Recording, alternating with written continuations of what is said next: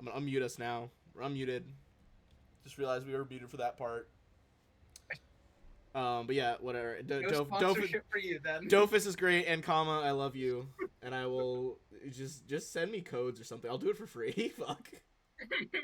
Just give me character skins, and I'll do it for free. Okay. So last time you guys did defeat that Sea Drake. You are waiting for that meeting tonight, kind of like a town hall meeting with the mayor and a bunch of other like local higher ups, like the sheriff. I almost thought I was looking at the wrong fucking document again because I saw Thassalon and got scared. You have had visions. You know that the Hellstorm focus could be used to link to teleportation circles again. Whatever it was linked to originally doesn't seem to be active, but you could reroute stuff to that. The various families in town are still scheming. The Scarnettis, you guys have it in for them. You now know from your research and talking to the curio merchant that the songbird has at least like 4 more parts to it, but that clockwork songbird, when combined, has some sort of like conjuration or abjurative effect that you assume would let it open a door.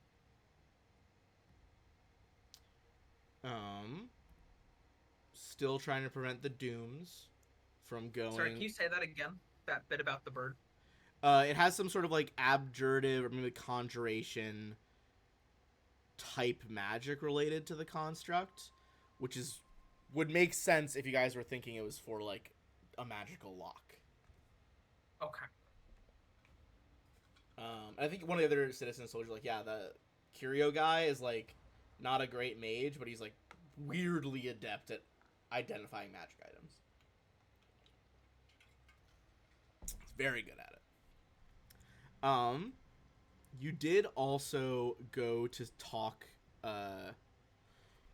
Sorry. Go to talk to the adventurer's mom, the one who had like lost her whole party. This is Erika Alverton is the adventurer. Her mom Alma is who you talk to. It seems like they were kind of at odds, but she's worried about her, and she asked you guys to tell her to come home if you see her. Between that and some rumors you got from Red, perhaps a paramour of Lupin, you guys know that there are, not only is there another party trying to delve into the pit, it seems like Averton's among them, which is fucking crazy considering you guys know that her last party was like slaughtered there, seemingly to the Sandpoint Devil. Now, there was some talk about like what exactly is the Sandpoint Devil. You guys did find like burned in sooty footprints on the roof of Alma's shop. From that location, you guys had to quickly rush to the docks to defend from this encroaching monster. But despite all of that, the meeting has to still happen. You also have the ghouls, who did give you guys a contract. 2 wanted to sign, 2 adamantly didn't want to sign. One of you wanted to not be part of contracts because it's kind of an anathema to you, Shaw. I said that's not the right one. Kill me. Tarek. Yeah, Tarek. Getting my characters mixed up here. But you still are gonna. It seems like Sylvina's gonna go turn that into Wolgar Rabs, the ghoul in question. I can pop his art up again real quick. Nope, that's his character sheet. I need his actual art, please. There we go. He was offering some magic items. There's a minor sturdy shield, a wand of rave enfeeblement, and goggles of night to kind of sweeten the deal. Of him staying out of the way, and kind of he's adamant that he would send any of those like goblin ghouls fucking packing or kill them. I feel like that's most of the stuff. Sylvina, you did meet whoops, let me delete that. You did meet with Jasper Korvosky from like the Merchants League, the Mercantile League. And did a pretty good job of convincing them to like cut the Scarnettis out and try to get like supplies to the cathedral without them. But with all that in mind, I'm gonna bring us back to like the overworld map here. Where is it? Where is it? Nope, that's not the right one. Sandpoint. There we go. So we're up at the old cathedral over here.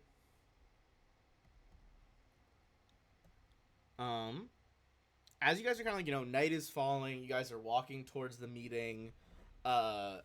Meeting with the ghoul doesn't happen until midnight, so you got time. Are you guys doing anything to prepare before the meeting?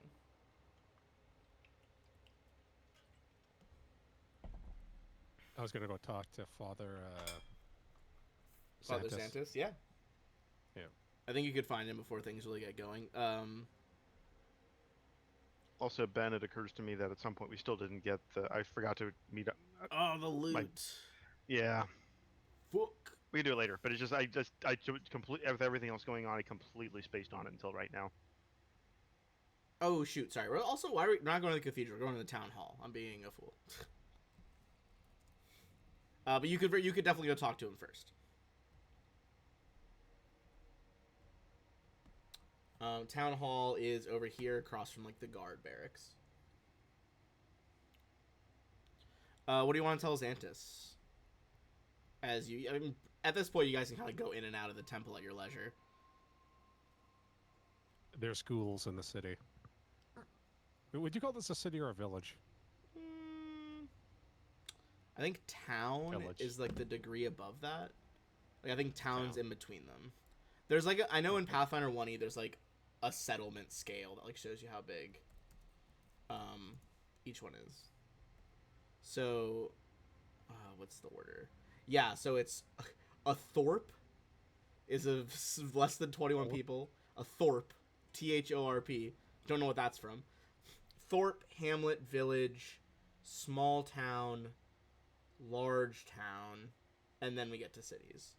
I love whenever I go up north to work in Fort McMurray, I love telling people from Fort Mac, you know, it's not a city, right? It's actually just a village, a population center. A population center. It sounds way more brutal. I think we're in the small town range. So I don't think it has more than 2,000 residents. Either way, I tell Father Xantis that there's schools in this town. More than what you already killed, or? Yes.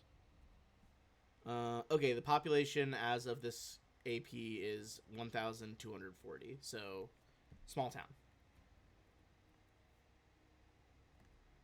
Oh,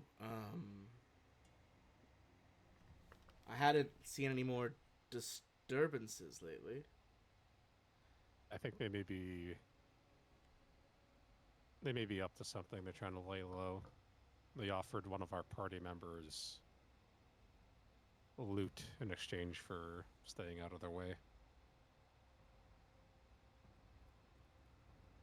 He kind of frowns. This is a phenomenal interaction. There's... Immediately go tell teacher that... No, not that. The reframing of what it was. I think he'll...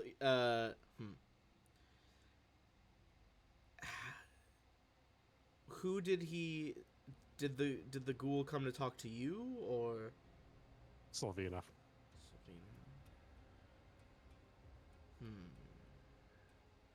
I mean, I must admit, if we haven't seen any of them, they must be well adept at hiding. I will admit to some reservations about one of your party members talking with the ghoul, but I would be interested to hear her side. it's not an I'm more ideal cap- situation, but I'm. If they aren't one of the dooms that Nualia prophesized, at the moment I'm less worried about them.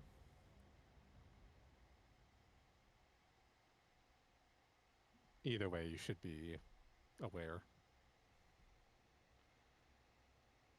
They're likely up to no good and just biding their time. He kind of rubs his chin. I will investigate with some of my priests as well. And if you need somebody to come help you, just give word. He like looks back at the huge fucking like sword dent in one of the trees. He's like, I will keep that in mind. Just imagine that was a ghoul. Like, I imagine we've been cleanly severed. He's like, I will. Are you all headed to the meeting as well? Yes. Perfect. I just wanted to make sure. I know I asked that of all of you, but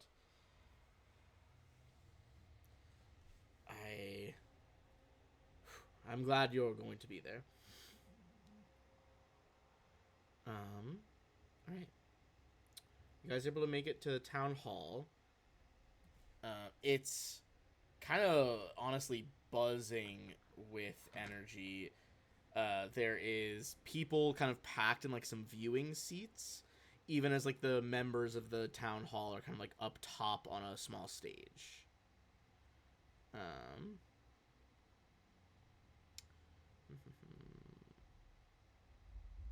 That's not the one I want. Where is it? Who are the members of the town council? Give me one sec. I want to change music. I think this is the one I was looking at yesterday. Okay, that's fine.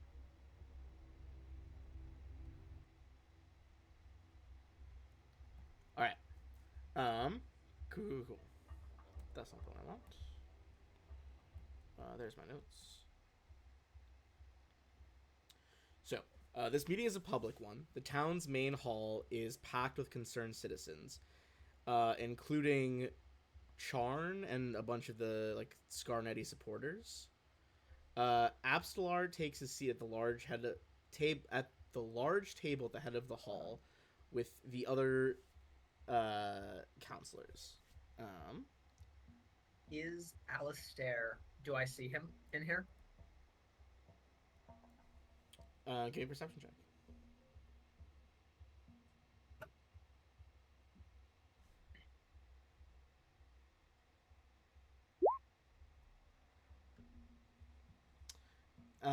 I think you see some of his like top people are in one of the back rows. Like he is either nearby or they're like relaying stuff to him.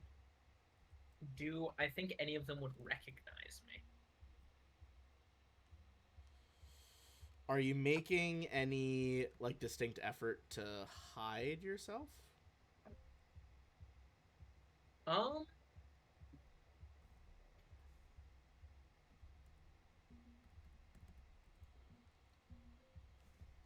I'm not necessarily trying to hide myself, but I'm not trying to like bring attention to myself.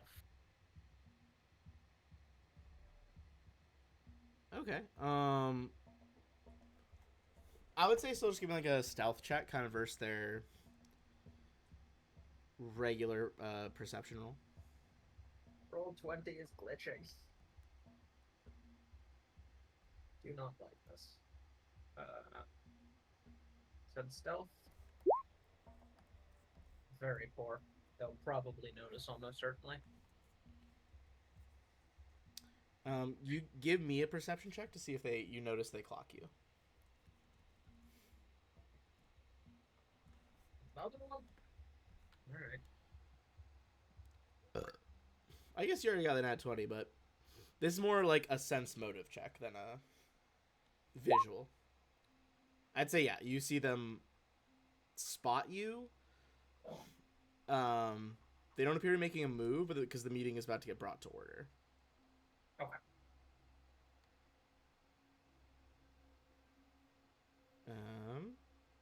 Ben, I think Tarek would probably find a spot over by a wall. Okay. Post up on the wall. Where is everyone else kind of posting up in the room? Abstelar's invited you guys to kind of like seat near the front in some reserved seating. All right. I would say that, wanting to blend in, Lupin would be in elf form, and he would make his way to the front, just wearing his usual outfit, just being very calm and nonchalant, just doing the best he can, just as like here, just to blend in and not draw attention to himself. Yeah. I will be seating myself as close to Roland as possible. He has a big sword, and I want to be clear that I am next to the big sword. And watch me get dominated. I think for Cherry, like I said, over against the wall. But I think if we're relatively close to the front, but I want to be where I can look out and see stuff. But I'll as close as I can reasonably get to the front, but not seated. I think he would feel very uncomfortable the way he looks being surrounded by all the different folks. All right. What about Lupin? I wouldn't want to take one of like the reserve seats. Lupin would want to sort of like mix in with the crowd and just. He wouldn't ask anything. He would just sort of like keep his ears open for and just sort of like listen to the crowd, see if he can pick up any gossip or anything like that. Tarek is very actively scanning for like anything that he thinks is weird or untoward. All right. I mean, if you want to make a perception check while you're scanning for things that might be weird.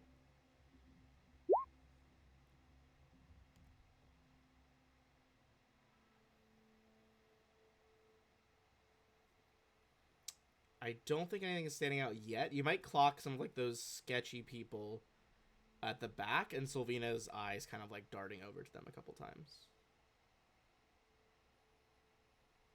He makes a note.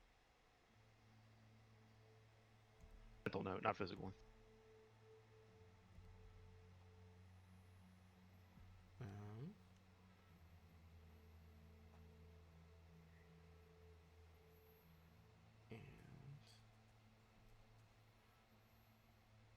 Okay. So as the council takes the stage, there are a couple of notable people up there. So I'm going to put up all the ones that have art. We got Xantus. We have Mayor Kendra Deverin.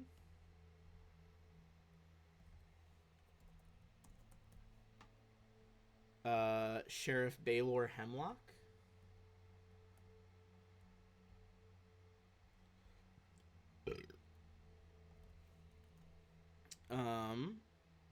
He does not have actual art, but Titus Scarnetti.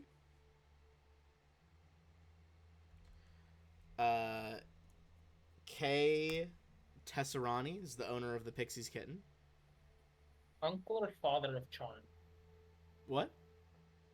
Is he Charm's uncle or father? Father. Okay.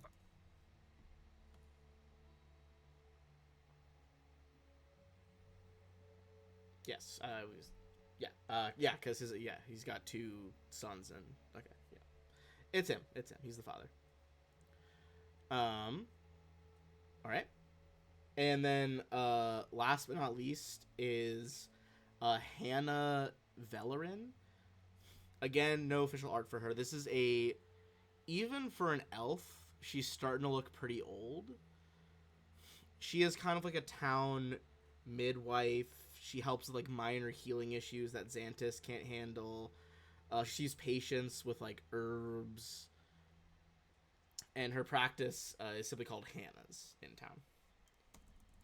But very like long time community figure that has been like voted in here. Actually, no, since you got a 32 perception there, I would say, Tarek, as you kind of also scan the council, you can see that Hannah Vellerin is wearing a small gauze ray holy symbol. What's her position again? She's just like the beloved local herbalist / like midwife. Okay. So like not really magical healing, just like poultices, things like that. She's an apothecary, basically. Mm-hmm. Accurate. Some of like the town guard are like, all right, order, take your seats. As you do, you see Mayor Deverin kind of stands up, clearing her throat. This meeting only has one agenda item. We are going to be discussing whether or not Absalar Xantus has put Sandpoint at risk by contacting the spirit of one of the town's most notorious enemies, Nualia. I'm sure many of you remember some 17 years ago now, on the day of the Swallowtail Festival, when the first Goblin Raid began. Little did we know that those events would lead to some rather cataclysmic moments for our town, including the death of Nualia, before she could unleash far worse horrors upon Sandpoint. We are still grateful to those heroes who went on to be some of the most famous Sihedron heroes in the realm. But I do worry. If I may start, Father Xantus, he kind of like, of course, Mayor, waves around. I remember Nualia's burial many years ago. It was in the town's boneyard, and that decision was a contentious one, shall we say. But with the advice and support of the heroes who played a role in defeating her, it was decided that burying her in the town was the right choice. During this like opening bit of the meeting, everyone give me a sense motive check. So you're using the perception skill.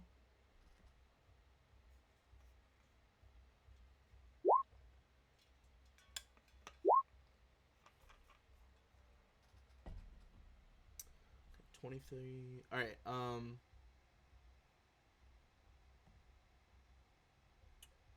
Beans, did you roll as well? No. I was about to. My character sheet is in a different spot than I remember it being. Oh, okay, cool. Oh. It's the same as a normal perception roll. You don't, even though you clicked initiative, it's fine.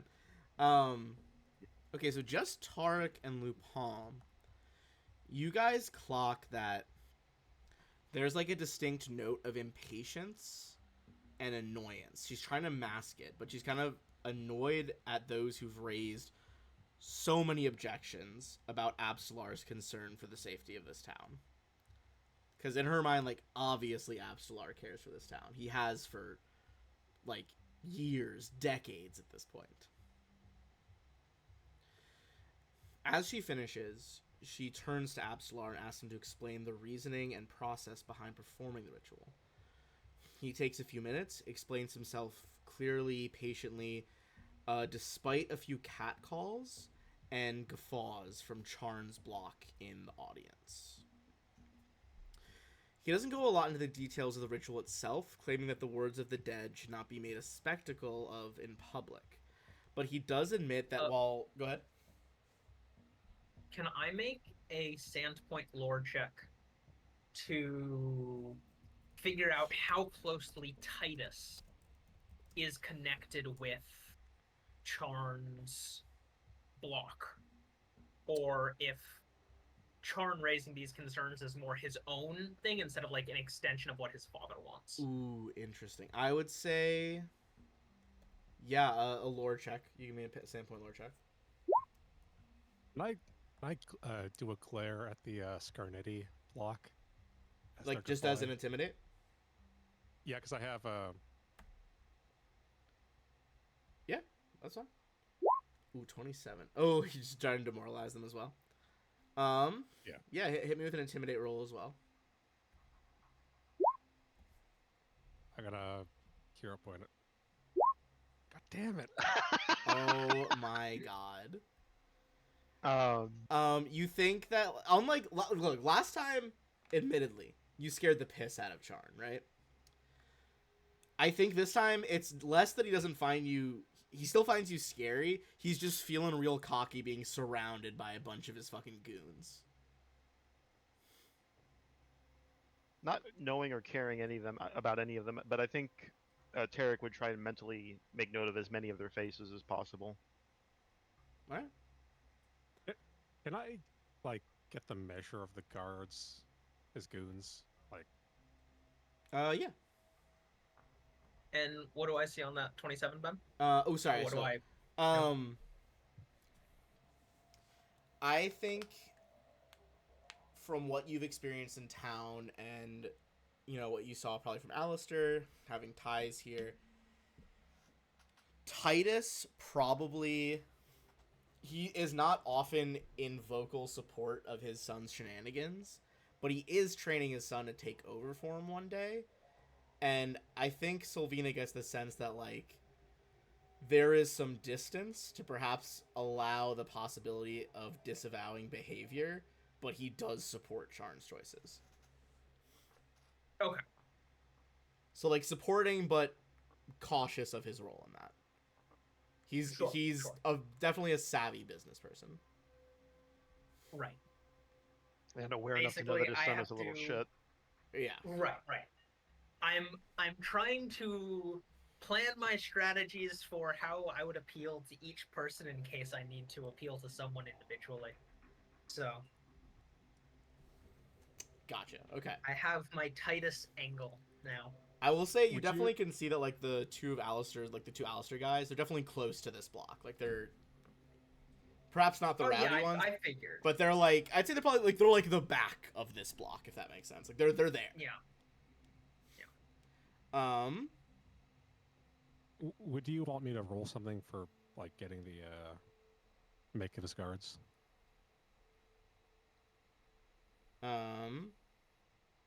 Sorry, say that again. I had trouble. I'm just trying to figure out, like, would I be able Oh, to tell from the a measure of, glance? like, his guys. Yeah. Yeah. Get the measure I'd of them. say probably a perception check still. Yeah. I mean, I admire the consistency.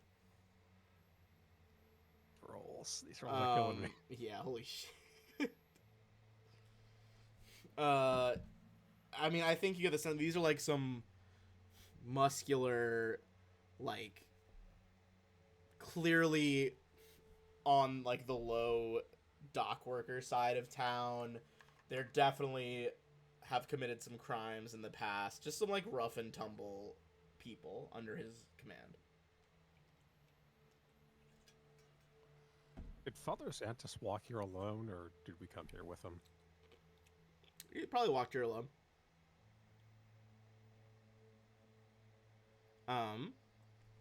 Where was I before you guys were asking about that? Oh, okay. Because I was talking about how he doesn't want the words "the dead" to be a public spectacle.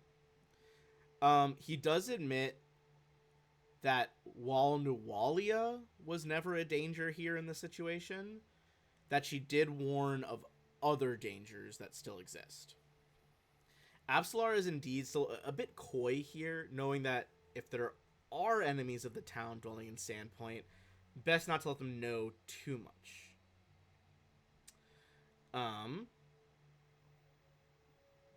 At this point, Kendra, Dever, and the mayor will turn to you guys. Those of you who decided to sit, close enough, and kind of just ask you guys to corroborate Absalar's story. Now, if you have something particular you want to say, you can say it. If you just want to make a roll for it, you can. But each of you has the chance here to make either a deception, a diplomacy, or an intimidate roll. The more successes, the better.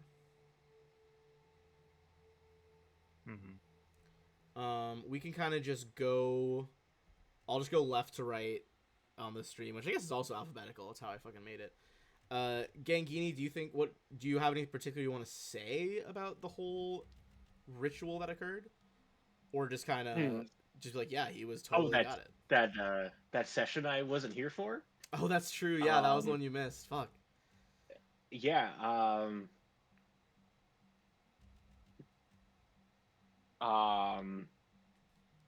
trying to think. I mean, I wasn't there. I'd say So- if you think, I mean, that's a critical success. So I think you know you're able to weave quite the like supporting tale, really getting people on Absalar's side with this story. So we got a crit I success. like the idea that Gangini just made the entire thing he set up based on like I mean, what I think we on like told him. yeah, like on a 30, you guys are like, this is genuinely impressive considering he was not doing it. It's the best hearsay you've ever heard of your life. Absolutely, that's a crazy roll. Oh my god! All right, immediate crit success on the first attempt here. Wow. Let's continue on. Lupin. Anything particular you wanted to say about Absalar's ritual, or just make a supporting roll? To be clear, you'll make a supporting dice roll regardless, but up to you. Right. Okay. What was it? I think he would definitely talk about how, about how, I know I always call Abstelar Padre, but that isn't just his role as being, a father of the church. The man's been almost kind of like a father to me, and I would trust him with my life. And I'm sure many of you here would say the same. Everything that he's done has been not for his own gain, or even necessarily the gain of even the church, but for the gain of everyone. And he points and he holds out his arms. Everyone here in Sandpoint. And I think all of you, and he starts pointing at just like random people in the crowd, can attest to this. You, Bill from accounting. You start fucking naming people. Hell yeah, give me a diplomacy check on that. All right. That is still a success. That is still a success. Hell yeah, we're doing good so far. Roland. Just as a refresher, like, did a ritual to talk to what's her face, Noelia? Yes. Is that it? And just to sort of like appease her spirit, and like it kind of worked, and she sort of said like, just so you know that there's doom coming for Sandpoint, like gave us a warning. Yeah. Right? Yeah. She was you guys were successful enough during the speeches in that ritual that she kind of like wasn't ready for this whole forgiveness spiel entirely, but was like, look, I don't want the town to die. Here are like there are dooms coming for Sandpoint, and if you want more information, you could try to meet me. And gave you that like vague information about how to meet her. And that's where we're going through that one dungeon, right? Through the pit. Yeah. Partially because she thinks the dooms are related to the pit, and partially because that might let you contact her. Right. But she's buried here in Sandpoint, right? She is, yeah. She was buried in a consecrated grave in Sandpoint. Where the ghouls might be. Well, she was. That was the body that you guys rescued in that first dungeon, because they had like From taken the goblin ghouls. Yeah, the goblin ghouls had taken her away, but that wasn't the same as like Garb's group of ghouls. Either way. In fact, he seemed to detest those ghouls. Yes, Paladin? What? That was a very quiet second meow after the first one, okay. Ben, apparently my cat is channeling yours. Mine is at my feet begging for dinner. Yeah, mine's just kind of... I put his little cat bed under my desk so he can just chill here while we're playing, but he's got some opinions, apparently. Okay. So we got another success there. Roland, are you trying to... I would just bring up the, like... Go ahead. Father Xanthus's ritual contact in Noelia was a success. Mm-hmm. She's not quite ready to forgive Sandpoint, but she gave us a heads up that there's doom coming, and that if you want to learn more, we have to go through the pit to talk to her again. Okay. Bringing up the... Are you bringing up ghouls at all, or just the pit? What do you mean ghouls? Like, does that subject, like, touch out loud for you at all, or are you just, like... That the ghouls might be one of the dooms, or... I mean, I'm just if you bring up the ghouls, that might have different crowd reactions than bringing up the pit. I was just making sure. But go ahead and roll diplomacy for that. Woo! Nice. Guys are fucking killing the town hall presentation. Holy shit. Is that a crit? That is not quite a crit. Close. Take it. Didn't take rolling for a diplomat. That was an 18. Yeah, so that was a high ass roll on the dice. Holy shit. That was spicy. Solvina. So I think what Sylvina's gonna say is, Mm-hmm. I was too young to experience what Nualia did firsthand, and yet, in my adult life, it remains an issue. Father Xantus sought to ensure that Nualia is no longer an issue or a danger to this town for the next generation and the generation after that. And in particular, I would like to appeal to Titus Scarnetti, who I believe understands, perhaps more than anyone else, Ooh. the importance of not letting past mistakes determine people's futures. Damn, that's all right. I see the angle. Okay, go ahead and give me a diplomacy check. That's a strong argument. That's a success. All right. The town is really kind of like, you can hear like the positive murmuring, like, oh, I mean, she's making a good point. Like, maybe Absalar knows what he's doing. I think you can see that like Charn's group is like kind of quiet, and you can tell he's like trying to figure out like what the fuck do I do here. They're like making very good points. All right. I'm specifically trying to set Titus against Skarn here if possible. Give me a sense motive check. As you like give him this angle, see if Titus has any reaction to that, like to Charn. Charn. I think on a 14, Titus is pretty practiced at hiding his feelings. Okay. But that's certainly a possibility, what you're pointing out. Okay. Tarek, hey. One last person. You guys have a pretty clean sweep going right now. We'll see. This isn't my strong suit, but I will try. Tarek steps forth, kind of out from the edges of the room towards the middle. Absalar Xanthus is helping protect this town in more ways than you know. By contacting Nualia, he was able to learn of these threats you face. By contacting her, he may bring her peace and absolution for what she endured that set her against you.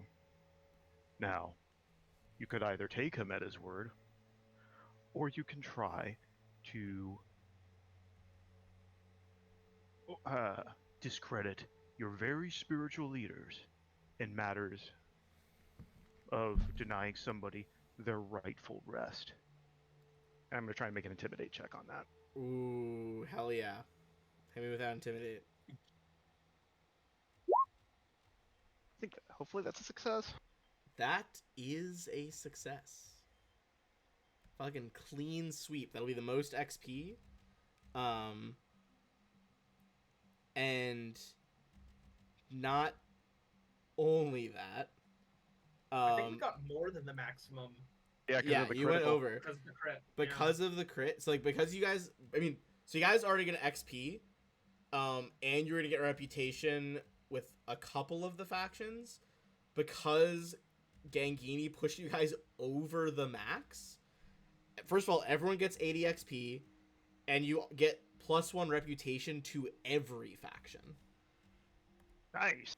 Very nice. Solid. Even the think we're- Scarnettis? I'm happy with that.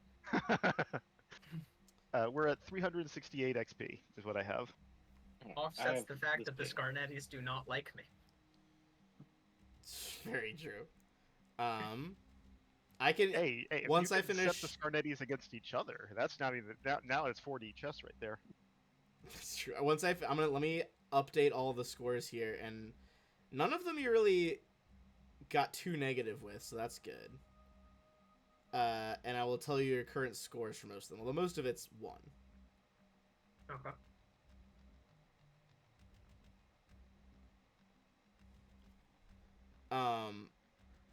So. Okay.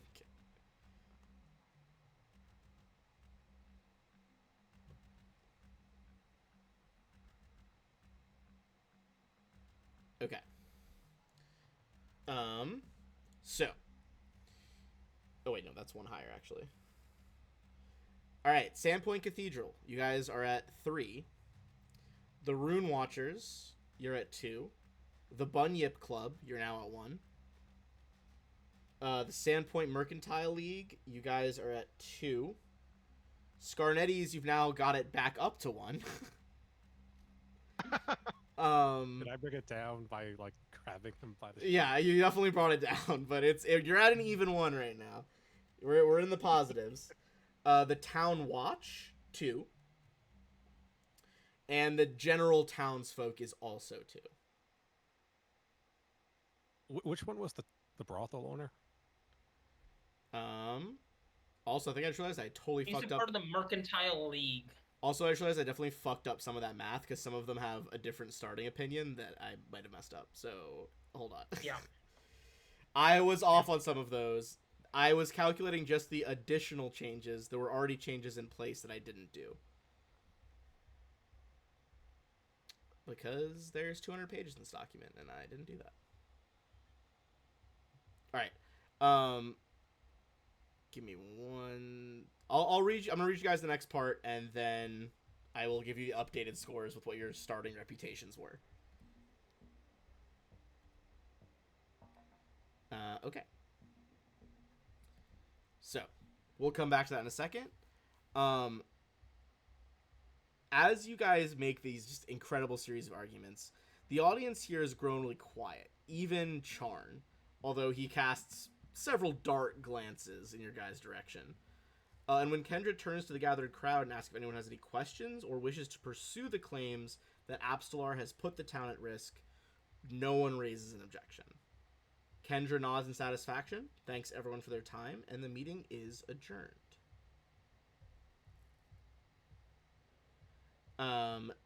Most of them file out. I think on the way out Solvina, you see Titus, they kind of like, I mean, there's only like one aisle they can kind of go down, so they're going to walk by you guys anyway. Sure. Titus, I think up to Solvina whether she like accepts this happening or like moves out of the way, because it's not like a quick thing, but he goes to like put his hand on your shoulder and say something. Sure, that's fine. I think he like puts his hand on your shoulder, just like, well played, admittedly, well done, and kind of walks away. All right. You think Scarnetti just kind of begrudgingly accepting that you guys have done some impressive work here. All right. My beef is not with Titus. It is specifically with one of his underlings. So It's true. It's true. if I can get Titus on my side against him, I'm happy with that too. Hell yeah. I think Tarek would probably hang back and wait till last. I think he's again wants to keep an eye on the crowd and just keep an eye, just as one might be in a case of any of who he's observing. Okay.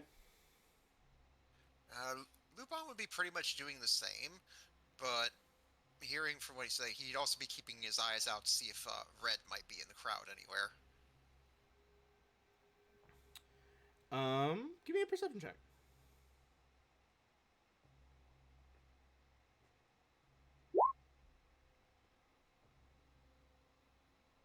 Can I perceive her with that? I think you perceive, kind of like, she doesn't come in, but you see like a flicker of red at one of the windows. She was probably listening in and then left. Just kind of like spying in the dark. Okay. He just sort of nods Okay, yeah. and just remembers, like the last time he's not like the last time I hear, but the last time he saw Red before meeting up with the gang, and just being like, "How do I find you?" And her being like, "You don't. I'll find you." Hell yeah. The updated, some of them I was correct in, but some of the updated ones, the Rune Watchers, you guys are actually at a 6. The Oh, wow. Bunyip Club, you guys are at a -3. Wait. The Bunyip Club? Which one's that? They're a crime group, right? They're a crime group, yeah, like a band of criminals.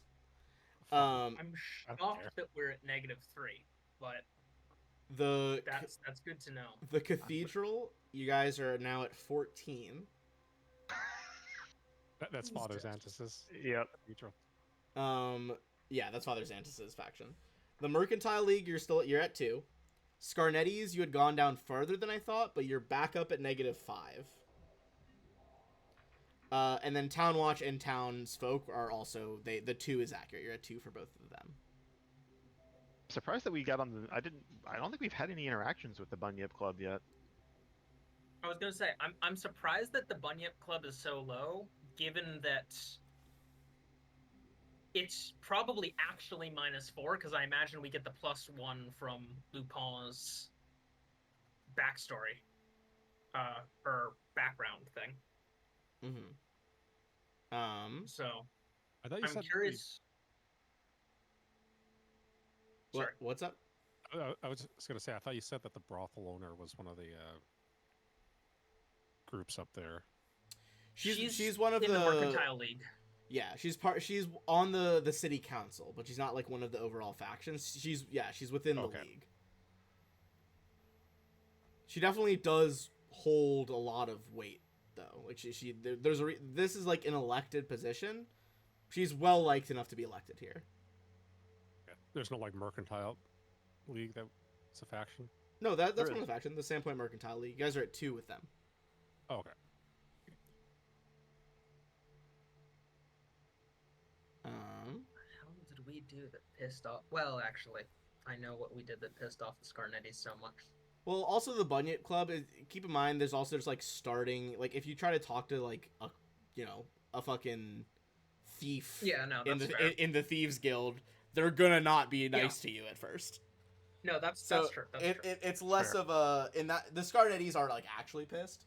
The Bunyip Club is more like if you went up to them, they'd be like, "Who the fuck are these a-holes? Like we're not here for you." Yeah, that's understandable. Mhm. Yeah. Whereas the Scarnettis may not like the fact that we've hampered them a couple times. At this Yeah, the point. Scarnettis are actually just like, fuck this group. And Yep. the Scarnettis at least got a -1 from my background before everything else. I did tick them down an extra one than the starting one. Yeah. Yeah, the Bunyip Club have no idea who the fuck we are. Scarnettis actively hate us. They might have like seen you guys around town. Like it's not that big a place, but like they have no beef with you guys. Yeah. Yeah. Honestly, they're probably like wary of adventurers and stuff until they know Yes. that we can work with them. Yes.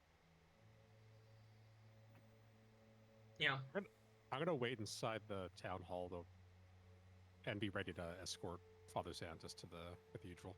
Okay. Ben, Yes. would like to, once everyone filters out, do a whisper on the wind to Wolgar. Okay. Before you do the whisper, I will say Kendra is gonna come up to you guys and ask if you guys would stay behind for a minute with her and Abstelar. Sure Planning thing, mon to. ami. Very well. Sounds fine. And who are you trying to whisper to? I'm waiting until everyone's gone. Okay. So are you gonna wait 'Cause till after you talk to Kendra then? Yeah. Okay. Because I'm gonna be whispering to the ghoul. Oh, okay. I didn't hear what name you had said. Yeah. Yeah, makes sense that you would wait. Uh, she kind of pulls you all aside. She's like, I want to thank you all for. Well, you helped keep the peace here, which is often a hard thing to do in this town. Although she kind of like looks to Absar, she's like, I would warn you that Titus is probably not satisfied, and I'm sure you all have figured out he probably has an agenda beyond. And she like puts her finger quotes up, like protecting the people from evil spirits. He'll probably be a thorn in our side, or my side, and the cathedral's for some time. You all, though, what are you intending to do next? You've been involved in one scandal already in town, so if there's a chance you might be causing any more scandals, I'd like to be prepared so that my office can prep. Well, for the moment, we're plumbing the depths of the pit, trying to see what these dooms might be before they come to your walls. Lupin will nod and say, like, Padre, you know me. It's like, you know I've always been a little bit of a troublemaker. Indeed. She's like, if you all are headed to the pit, that's far from a safely conducted ritual on hallowed grounds. A very different beast. But if there's a lesson I've learned over the years of my tenure, it's to accept the help of adventurers when the town is in need.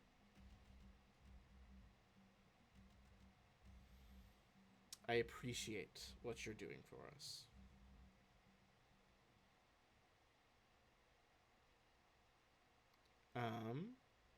I think at that point, unless anyone has any specific questions for her, she'd probably leave. I have nothing to add. All right. I'd like to ask her what she thinks Titus's agenda is. Interesting. I'll make a roll for her here.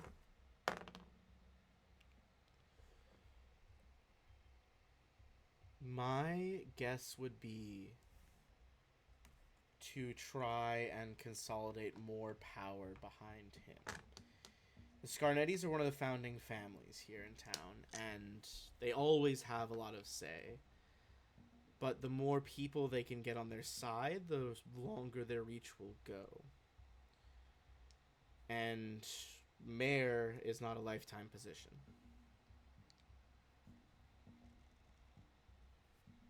That would be my guess. All right. Thank you for your take. Of course. I wish you all good luck. And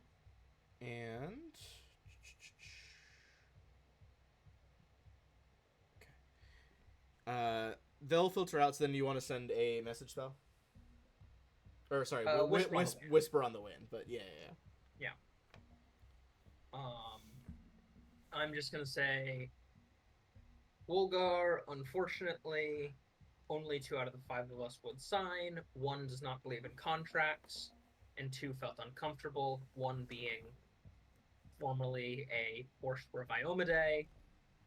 If you want, the 2 of us I can give you the contract signed by the 2 of us. But if not, I see no reason to make delivery. And he can just whisper back, right? Yep. Okay. And I'm also going to say I'm sorry at the end. I appreciate your efforts. I think you'd ask, like, is the one not signing still in favor of letting us live here, even without the contract? The one most adamant against signing is not in favor of you all living here. And I imagine that he will investigate once our more pressing concerns are addressed. What of the one who just, like, doesn't believe in contracts? Do you think he would pose an active threat to my people? He has indicated that while he dislikes the undead, he would not actively seek you out. He just is not fundamentally accepting of contracts. There's like a brief pause. I think you would assume he's probably like talking to his fellow ghouls. He's like, bring the contract. I am still willing to offer you what we discussed. A seeming majority will have to do. I'm going to respond and just say, we don't want the items. We are more concerned with the peace of the town, but I will bring the contract. Very well. This one is 2 out of 5 maturity. Well, a majority that's not And- actively trying to kill them. Not a majority signing.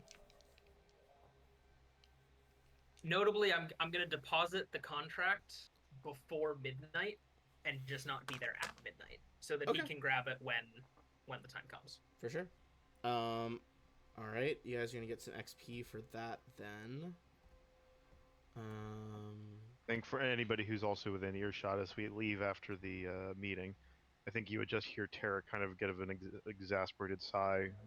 Just city folk and their schemes. Everyone's gonna get 100 XP. Woohoo! 468. Hearing you say that, as when we finally make it outside, Lupin will take out a cigarette, light it, and take a long puff and say, like, scheming is what we do around y'all. Eric kind of looks over. Eye narrows a little bit. For what? What power is there in letting this herd follow you? Real power is in the nature and elsewhere. Well, There are few things as satisfying as watching a plan long in the making come to fruition and seeing the results of your hard-earned efforts against those who have wronged you. Lupin takes a long drag, and then he'll point his fingers at you, the lit cigarette hanging there. It's like, you see this one? This one's got the right idea.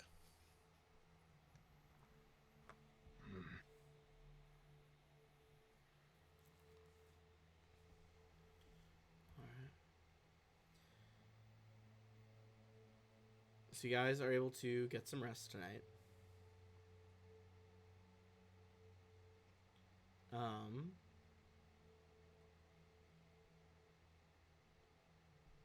The following day, Absalar would contact you guys. He's going to let you know that he's been sleeping poorly, haunted by Nualia's words. He worries about the dooms she's mentioned, but he's also growing increasingly just like focused with the idea that Nualia thinks all of Sandpoint hated her, like the whole town.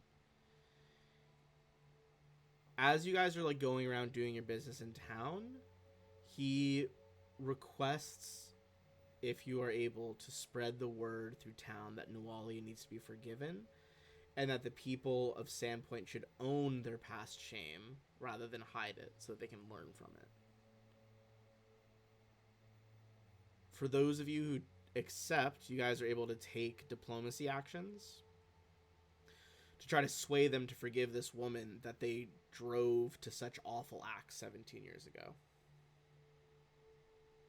Can I make a diplomacy check to try it from a different angle?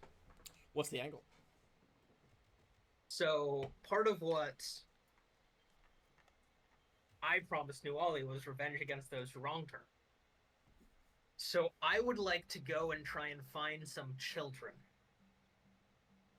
and convince them that they should mock those who either insult Nualia or imply that, you know, Fucking positive basically bullying. saying, yeah, exactly. Positive Um, bullying, saying, You know, I was worried for a bullies moment. aren't there. acceptable, that sort of thing. Um.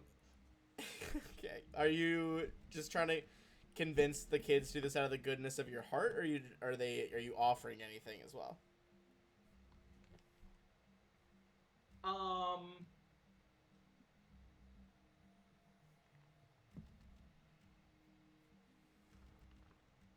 I think I'm trying to convince them to do it out of the good of their heart, Okay. but I will also give probably 2 silver to anyone who agrees to. The kids are little shits. You're gonna need a bribe. Yeah. Okay. You can make a check. I'll say So- anyone. So go ahead and make your. I guess that would still be a diplomacy roll. I'm also bribing them. I'm just, trying to help give them the language they need to do this properly.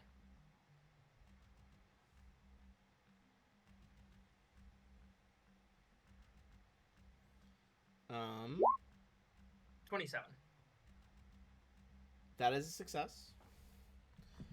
This is something that'll likely take a couple of days, even if you guys, All right. multiple of you are trying. But that is 1 forgiveness point. How much silver am I going to have to give these kids? Because I'm giving 2 silver to each kid who agreed. We'll call it probably like 16 silver you hand out. Okay. If there were only 8 of them, I'll bump it up to 3 each and just give them Okay. 24. Fair enough. It makes my math easier on my character sheet. That's fair. Is anyone else trying to do this during the day, or if you're conducting like other activities, you're probably not gonna have time? Sorry, I had to go grab food. I take it we all just left after the meeting. Yeah. Basically, the next morning, Father Xantis was letting you guys know that he's been sleeping poorly, haunted by her words, and he was asking when you guys are available, just like as you're doing stuff around town, to try to convince the town to forgive,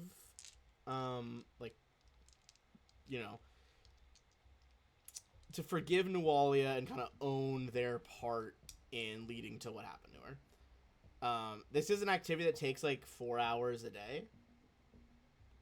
So not everyone has to do it. The more of you that do it each day, the quicker you might be able to succeed.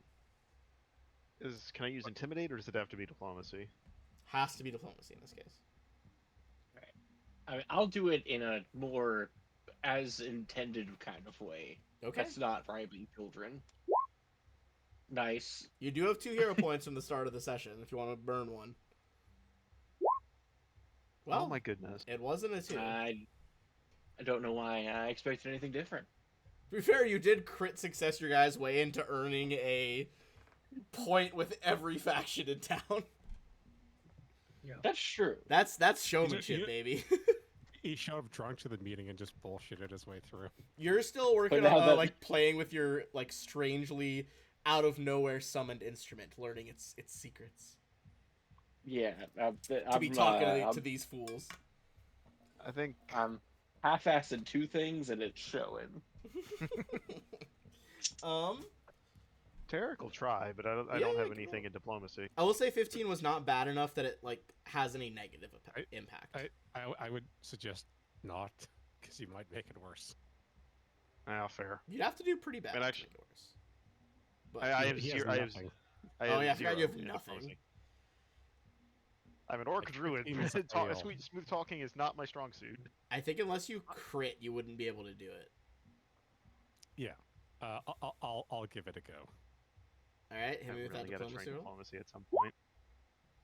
Good Nice. point. Oh, okay. Almost a crit, not quite, but that's another forgiveness point. So most of you guys are spending a day doing this. Is Lupin doing this, or any other missions Oh going? yeah, it's like he's getting really with stuff because it's like so what I've got in my inventory is I've got a masquerade scarf which basically makes me cast illusory disguise once per day. So using that in combination with my disguise kit, basically using that to ingratiate myself with various groups of people and using like little bits of clever subterfuge, Hell yeah. sort of like here, sort of like listening in conversations and then just sort of guide them, towards my favor. It's got the vibe of the genie from Aladdin during the Prince Ali song, where he's pretending to be like Yes. eight different people in the crowd. Like, oh my god, he's so cool. Yeah, wow, look at that fucking prince. Yeah, pretty much like that. I just see Lupin when I go to the brothel dressed up as one of them. as one of the different disguises. I'm trying to remember what the fucking genie says. Like You said this 10,000 takes bad guys 4 with hours swords. a day. Yeah, 4 hours a day. All right. Can I try and do a check specifically talking to someone else in addition to what I did? Yeah, you can do something else today as well. I if you guys aren't planning on like hiking out to the pit today, I don't know. Yeah, I mean, I guess that's the other question. What is our next major thing? We saw that there's hoof prints on the roof. We know that we want to go further into the pit, but we also haven't yet found a way to get past. The door. Yeah. We can go to a deeper floor in the pit if we want to, and then come back to the door later. Yeah. We could also get some explosives if we want to deal with the door. Well, I did buy a pickaxe. If that's true. It's so weird. It reminded me of that in Return of the Rune Lords. There was that note of the lady being like, "I'm sending away for an adamantine pickaxe." Yep. I was like, "Damn, wrong campaign, but that'd be real fucking helpful." Oh yeah. Hell yeah. Okay. Does the Citadel have guards? Are they like church guards? The cathedral? Yeah. Kind of. They're like priests at arms. There is no paladin corps in this cathedral, but there are various priests that'll take turns on like patrol. They're a little capable. It's definitely more of like a ceremonial role than like trained guards, if that makes sense. Like they're still doing rounds at night, but like they're still just priests. Right. Would I be able to hire some guards to watch over? Interesting. Let me see the price of that potentially.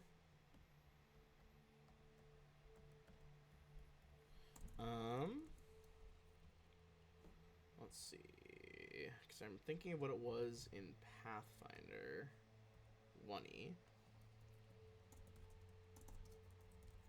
Let's try 2E. Equipment, hirelings. Wondering if mercenaries is one of them.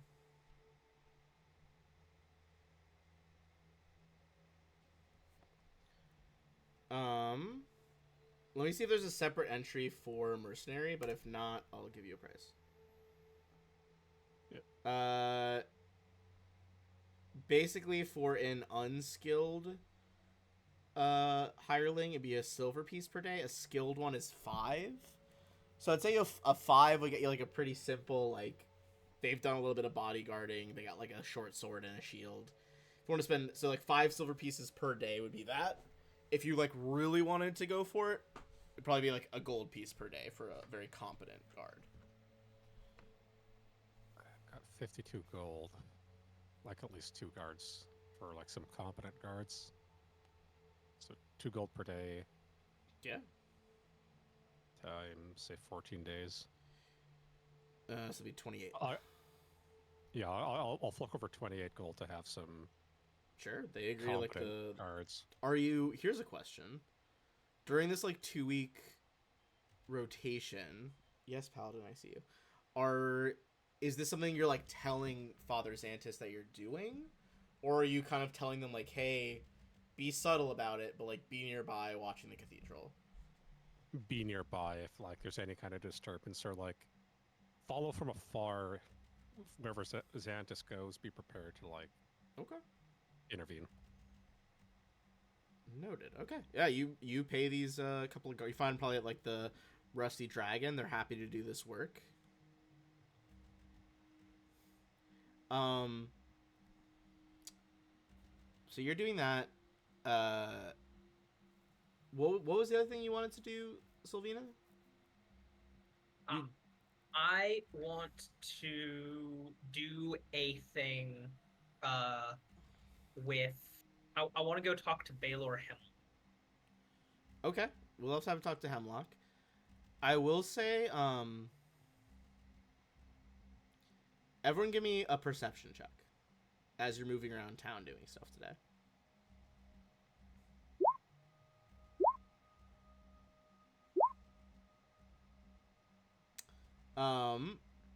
Tarek, you hear a little of this. The Great Gangini, you're able to like pinpoint people starting this. But Tarek, you hear around town, it sounds like people are starting to spread rumors about your group, trying to stoke fear. One of which is like, hey, you know, everyone knows the pit's dangerous, but like if we leave it alone, it's self-contained. Who knows what sort of trouble a group of irresponsible heroes might stir up if they're going in there for glory and treasure. On a nat 20, on that critical success there, you are able to kind of like track someone like, hey, like what the fuck, like what is this? And then like, oh, this guy told me, and you work your way back to people who tell you like, oh, that's what Charn told me about. You know, like what if Charn was just pointing out to me like, what if they stir up trouble in the pit? Charn, eh? Yeah, so definitely Charn is like starting this rumor campaign. Since you nat 20 that, I'm gonna give you guys a little mechanical info here then. Basically, unless you guys are actively combating this rumor mill, you're gonna lose reputation with certain factions. Like every time you like, let's say, go to the pit and come back or like leave town, your reputation points are gonna go down. There are ways you can combat this. If you guys think of others, you can use them. But I'm going to give you a couple of idea options that lists. One is that if you guys make a donation of at least 100 gold to any faction, the rumors from Charn won't affect that faction for a week. Second one is, much like the gain forgiveness activity, you guys could also engage in the good behavior activity and spend 4 hours just being like publicly charming, helpful, pleasant to the citizens of Sandpoint. Doing that one will require a diplomacy check, but you can like remove a lost reputation point from a faction of your choice. If you crit succeed good behavior, you can add an additional reputation point to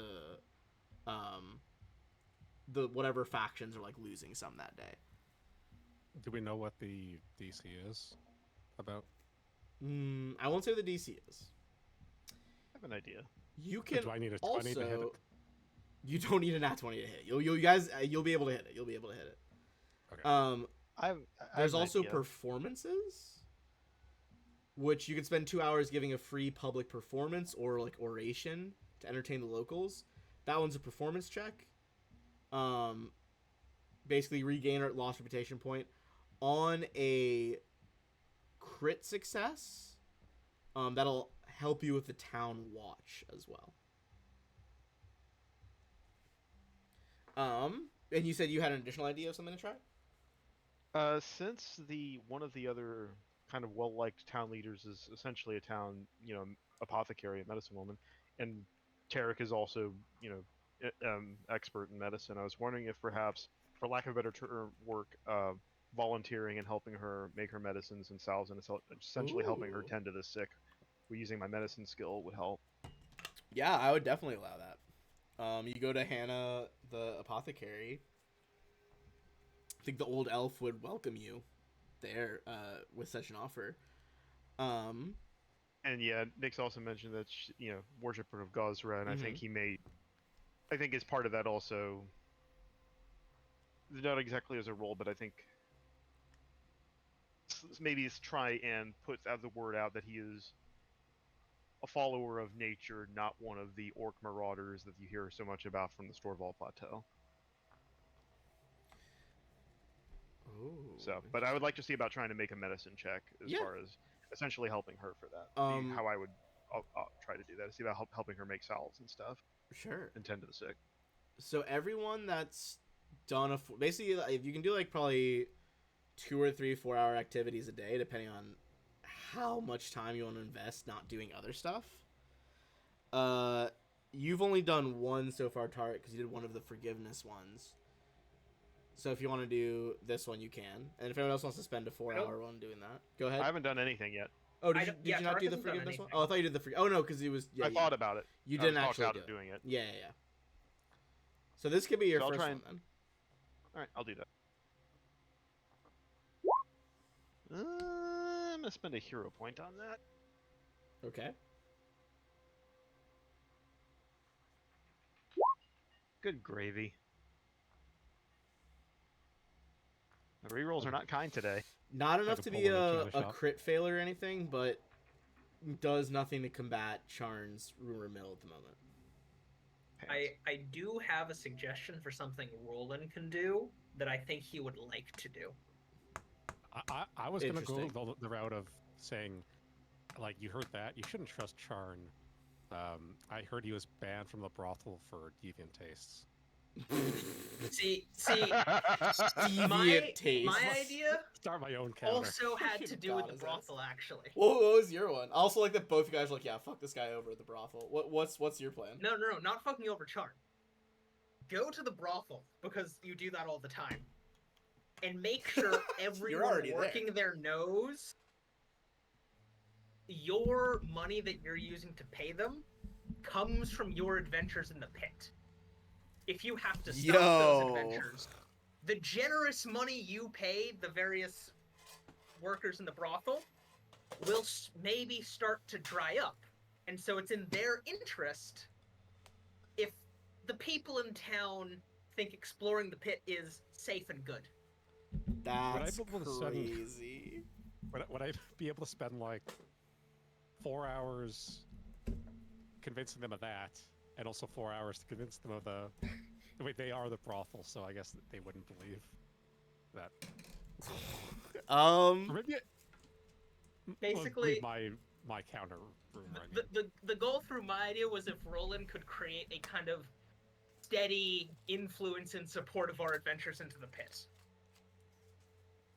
I will make the sacrifice. I'll go spend 20 gold over at the brothel. All right, give me we appreciate your sacrifice. Diplomacy check.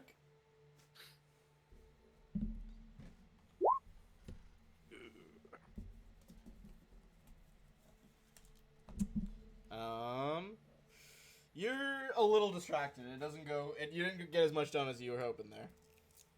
I go there with the idea of doing that, and I just immediately forget. Yeah. All right. You said musical performance was an option. Musical performance is an option, yes. I will take that option then. Have I exclusively rolled 1s and 20s today? It's all or nothing with Gangini today. Just uber skilled or not. Do you have another hero point you can use, Gangini? I do. Okay. 18 is a success on the perform one. Oh yeah. We're adequate. I will tell you right now. Basically, next time you guys go to leave town and come back, he would be subtracting 1 from the League, the Town Watch, and the townsfolk. Which one of those do you want to counteract? I feel like saying on the Town Watch's good side sounds good, so I will do that. What were we at for towns? So for the current? league, the watch, and the townsfolk, you guys are at 2 for each of those. Okay. I'm planning to pay off the league to. I'll pay the 100 gold for the league to be not affected for a week. Okay, so league won't be affected for a week. Yeah, then I feel town watch then. All right. So I will appease them. townsfolk will go down a little.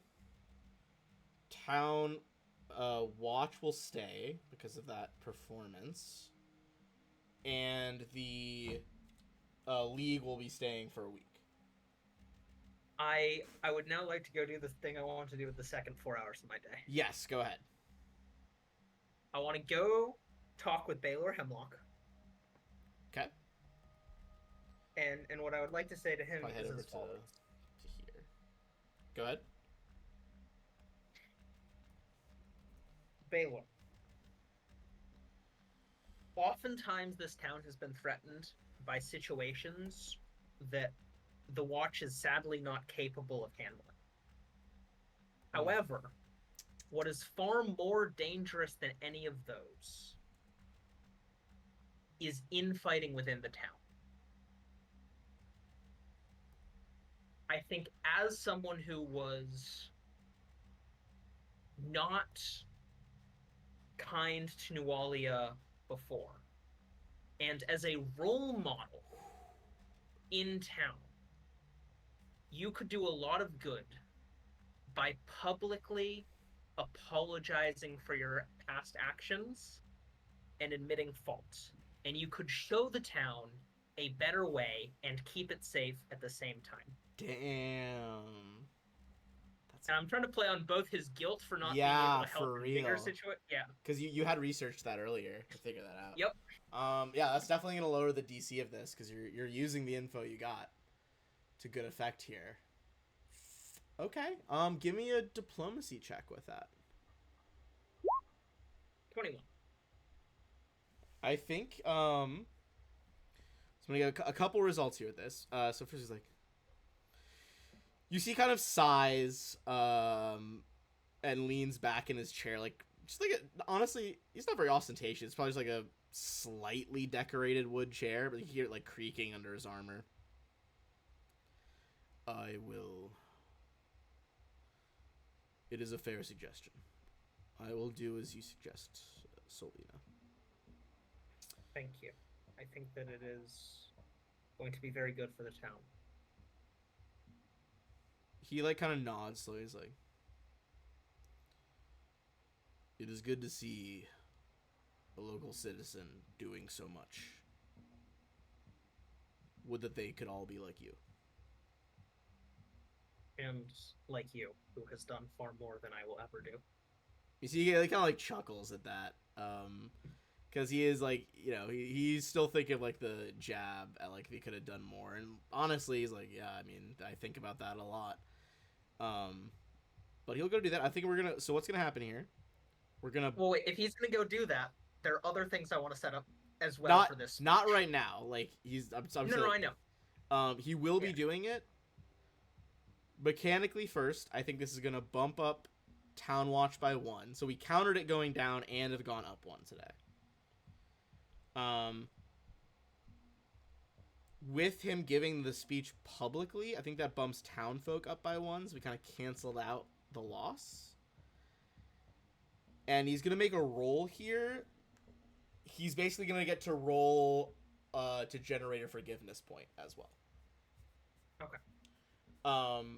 I'll roll for that once he does the speech. I think he'll tell you, he's like, I'll put out a, you know, I'll put up on the like job boards and message boards around town. I'll give a speech here at the guardhouse, probably early evening, late afternoon. Okay. And then I have 2 things I want to try and get done before that speech happens. Okay. I want. Yeah, you should have a Sorry. couple hours to get some stuff done here. Got a narrow window, but possible. First thing I want to do is I want to find Lupin. Lupin? Are you Let's see here. available to be I found? imagine at some point you'd probably see him outside of Brodert Quink's place, because he's been uh, in between, like schmoozing around in disguise amongst the townsfolk.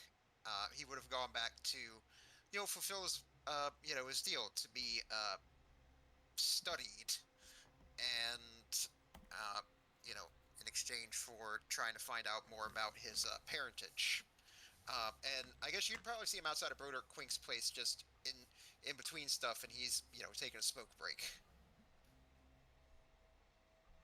All right. You find Lupin taking that smoke break. What are you Sure. grabbing him for?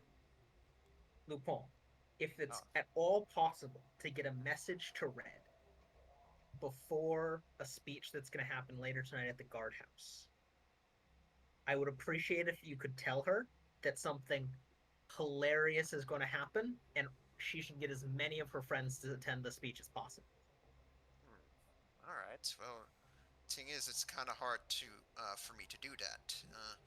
You see, Red has made it very clear that when it comes to our, he hesitates for a moment. Our relationship. Uh, if she wants to be found, she'll find me, not the other way around. All right. Well, if you can't, that's fine too. But if you do run into her, I'd appreciate it. Oh well, I certainly will. Now, if you'll excuse me, I don't know. I think Brodert Quink has some more samples he wants to get, and you see him like visibly shudder a little bit. I'm gonna give him a pat on the back and say, "No worries, I've got to go bribe some small children." All right. If you want, here, head by the candy shop first. They love sweets. I think they love gold more. And I'm gonna head off. All right. You work on that. Do you want to spend some of your time around town trying to find her again? For Lupin trying to find Red, I mean. Yeah, I think probably it's like he knows better than to just ask about Red, because Red's master thief who he's been kind of sort of trying to learn from. So he knows like you can't just ask about her. It's like he just sort of looks around, just sort of tries to find hints of what she's been up to, or rumors about where she might have been, to try to track her down that way. All right. I'd say give me a diplomacy check. See if we can gather up that information. All right. 23. All right. I think you will be able to. Yeah, I think Red finds you partway through like this couple hour span. What's Sylvina needs me for something? Well, sort of. It's like, there's this big speech going to be happening, and she wants to be sure that you and as many of your friends, and he makes air quotes, as possible are able to witness it. Oh, well, I can do that. I heard that was happening around town. I'll find a spot where I can spot Sylvina near the guardhouse.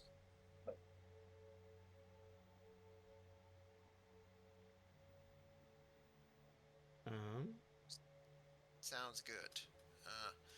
Though, Red, there is one thing I want to ask you. Yeah. What did you want to ask me?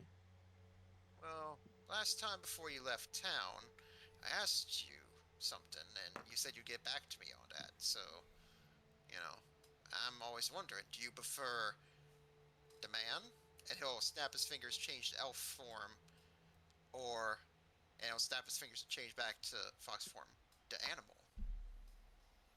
I think she does like a really like showy, like obvious, like looks you up and down in a very obvious way.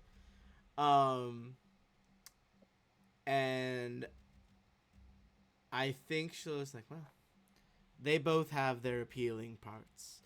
I think she'll kind of like flick your tail on the way by, and start heading off into town.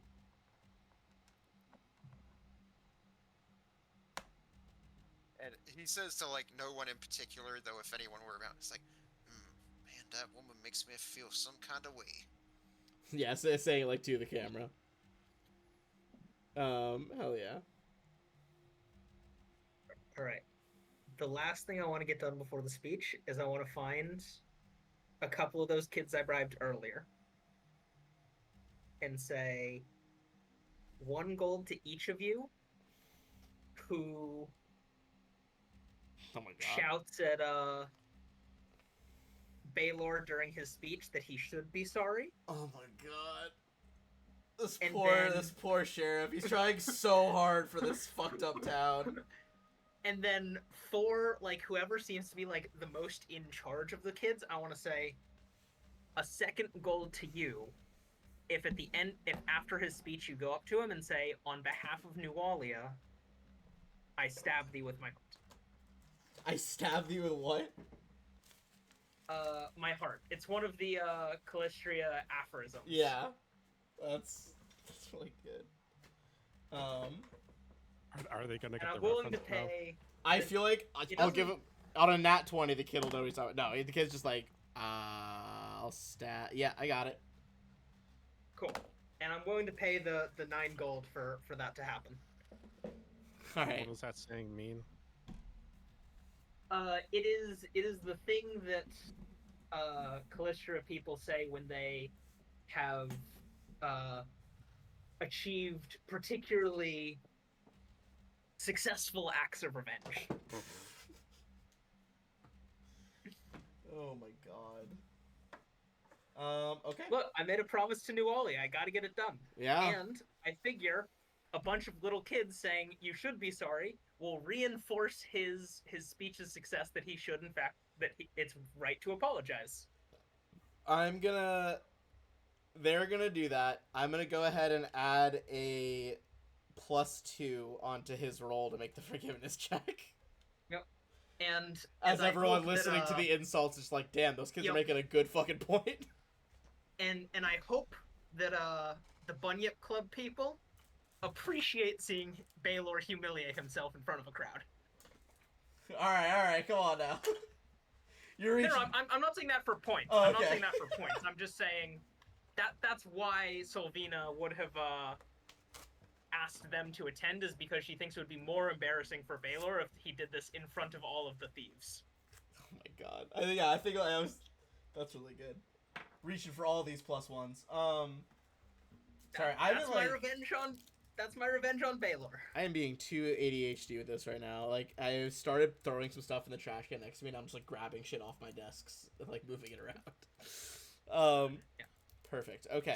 Sorry for so much. That I wanted to get the revenge on Baylor out of the way and done with. Okay, let me add this up. What did I say? +2 from their fucking shenanigans? Yep. Yeah. Okay.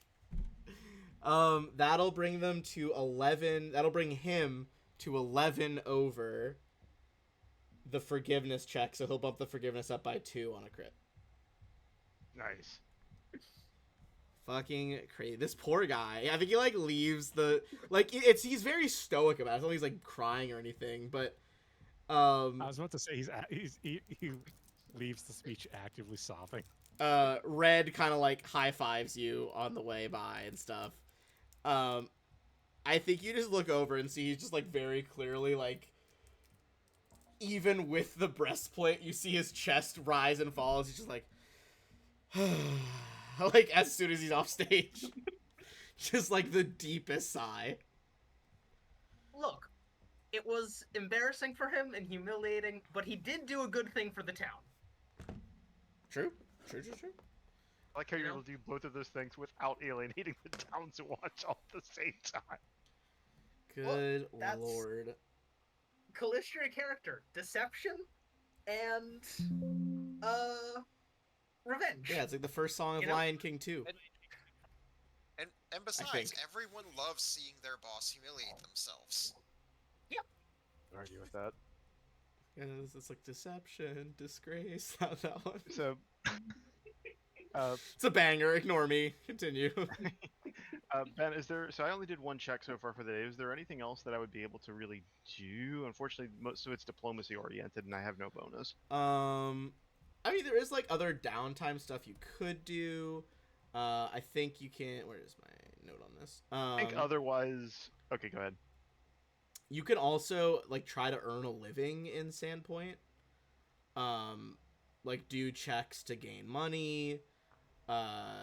You could try to like earn support from various NPCs if you're really trying to influence anyone in particular.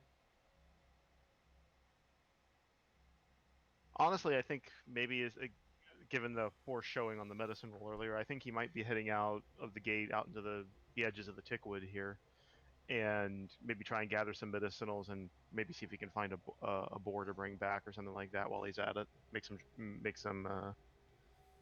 Given that the fishing here is poor. So doing that for money then? Honestly, I don't even know. I don't even think necessarily for money. I think he'd be trying to be doing it as part of maybe to help. We could just say for flavor to try and. I guess. I guess if I can get a nice big boar to bring back, I guess I could make a little bit of extra money. That I have 2 gold to my name. Okay, if you want to do it that way, it'd be probably either a nature or a survival check. Okay, probably be survival if I'm tracking.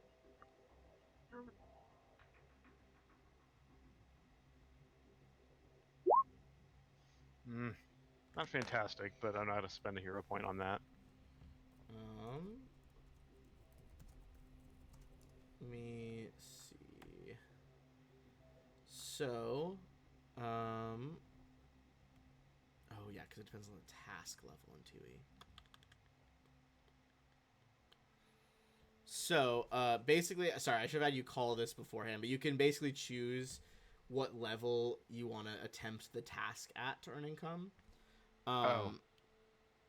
Basically, it's 0, 1, 2, 3. Like, it goes up to 20, but in Sandpoint, because you're so small town, you can only accept up to, like, a level 4. Mm-hmm. We can just say that, like, that is what you did because you got the DC for level 4 is 19. Oh, okay. All right. What's your trained level? Like, are you in survival? Are you trained, expert? I'm an expert. Okay. Be 2 gold pieces. Nah, it's better not. I got nothing else to do for the day. So again, not being trained in diplomacy or performance or anything. Oh yeah. If we come up with an idea to offset the rumors that involves the skill he uses that is convincing to you, will you allow it? Yeah, I never knocked the hustle. That was kind of the medicine check, because I don't think that was kind of where I was going with the medicine. Yeah, I forgot that was the medicine check earlier. Was that? If you come up with another one though, besides the medicine check. I don't have much offhand. That's fine. The downtime stuff is not necessarily what I'm best at. I would say. All right. Anyone else have that has any downtime left, basically? That wants to do something? If not, you guys can get another night's rest. I guess there is one thing that Lupin would do. It's like here. Yeah. If he is able to meet up with Red again, he would ask her about finally meeting her up for that dinner that they've been kind of avoiding for a while. Oh yeah, I would say you could meet her. I think she would be down for that today. All right. Meeting her probably at the Rusty Dragon, honestly. Yeah, that sounds like a nice place. And he would show, and in fact, he'd actually get done up. He'd actually go to the barber, Mm-hmm. and want to get nice, get his hair and his fur all nice and trim, looking all nice and sharp. Gotta get the get both. Stop running around me, Colin. All right, I'd say give me just a flat D20 roll.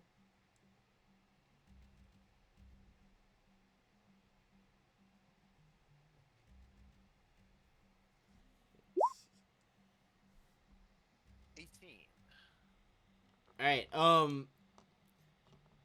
You are able to now. You have like a great night. You have some drinks with her. You have this dinner. I think on a like an 18 luck check. At one point, she tries to make like a stealthy but very cool exit involving like paying off some people in the bar to like cause this distraction, but you get fucking wise to it. And I think she loves that. You guys have like a even cooler night after that as you like stop the shenanigans.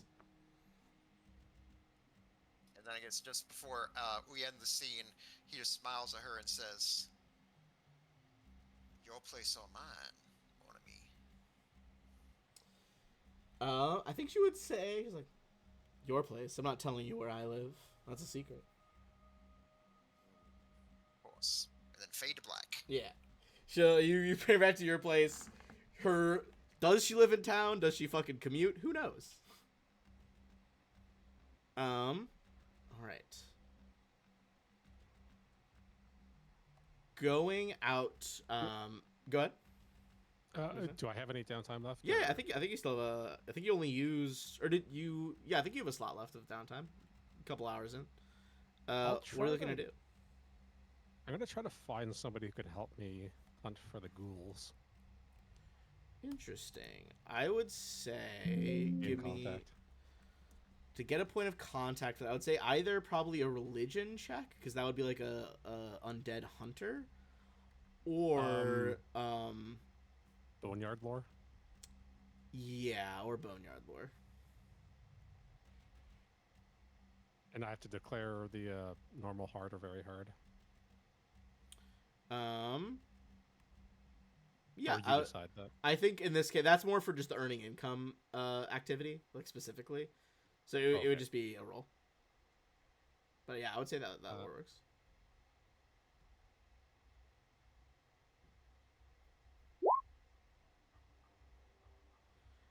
I think you managed to like find some like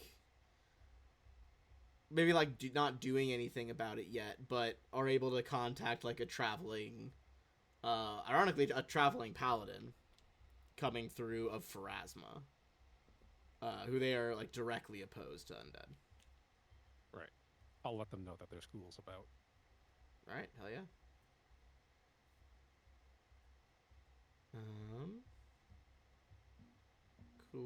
Cool. You guys are able to rest soundly tonight. I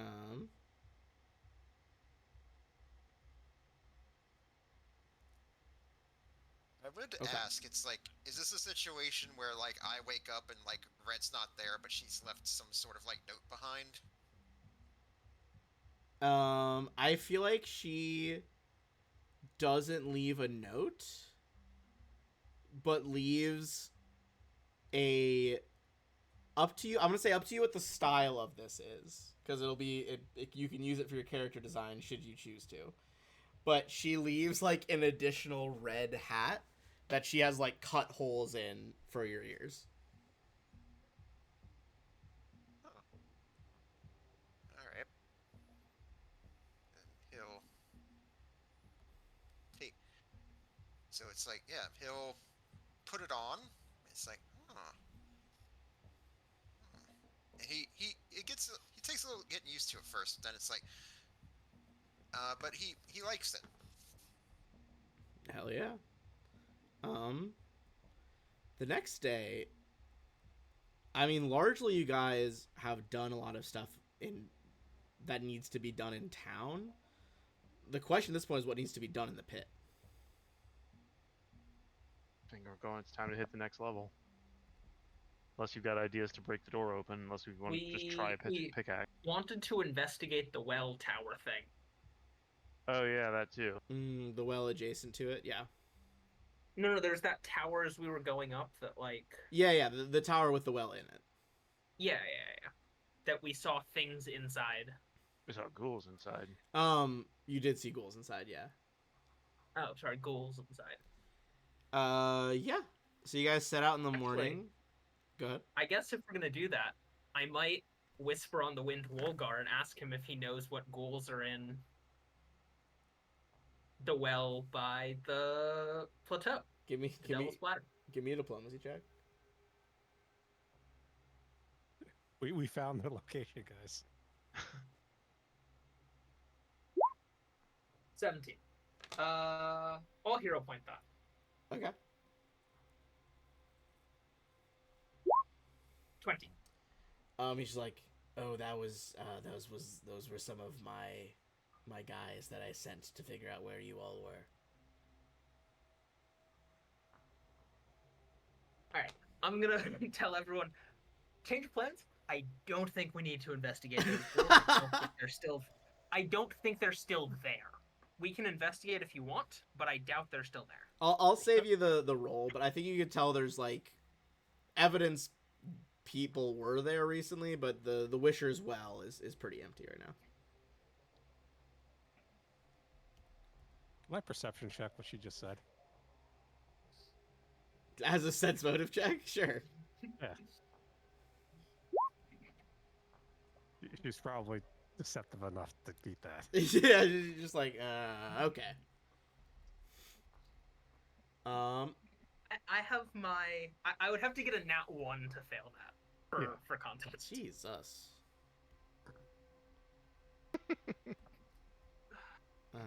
Whoops. Let me get Gangini's token on here. How do we want to go down? I mean, it's mainly the ladders. Yeah, we have a couple options. There's the ladders, But there but there is- was also the path down in the. Correct. There was also Spider one lair. inside. I think I'd prefer to start through here. We start inward and work our way towards the edges rather than dropping down in the middle somewhere. All right. Alright. So if you're heading down the ladder, I'm gonna bring you guys to the next map.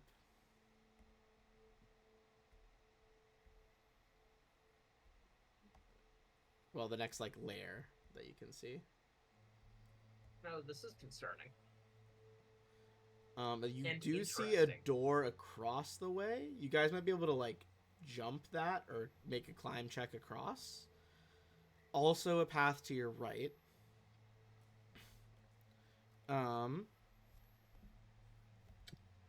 I would say just give me a perception check.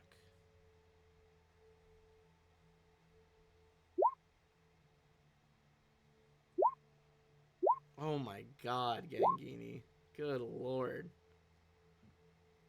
I'm gonna go ahead and hero point that. That is crazy.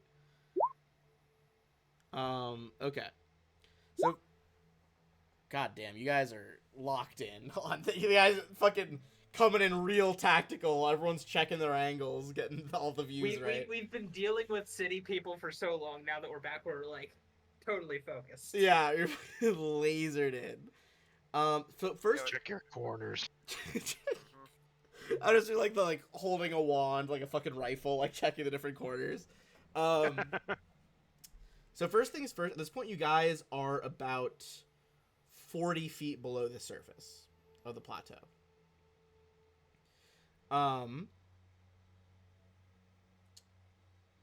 You guys can see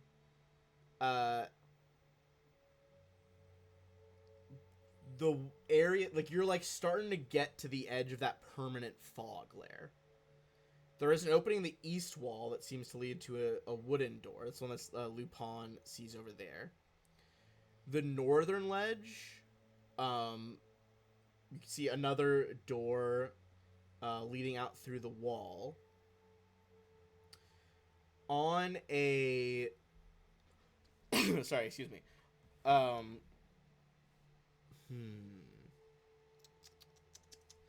Is this the layer with the fog, or is the fog a layer below us? The fog layer is like we're getting there. Like you're on like the ledges above it. I was just trying to make sure I don't need to disperse it now for us to see. No, I mean you could, if you want to disperse it to like look underneath that, or like trying to get a view down. How deep did you say the pit was? You guys know that at least at part of its points is 150 feet. I don't think I can disperse enough to get a view to the bottom, so Okay. no need at the moment. Noted.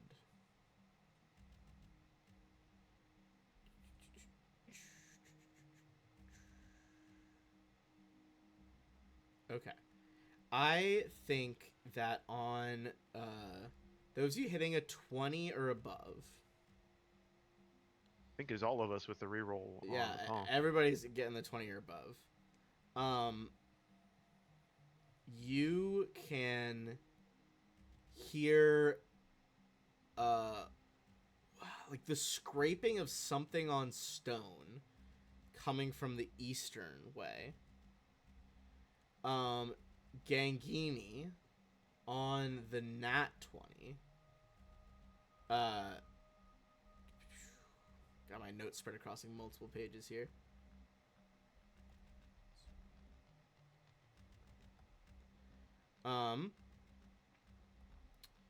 You're gonna hear a bit of a different thing from across the pit. Scroll down to that part.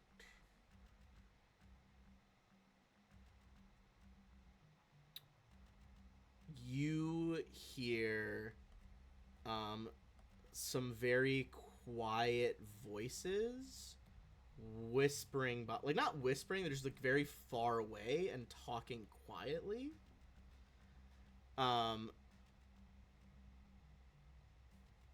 As you're listening in, it seems to not quite be common.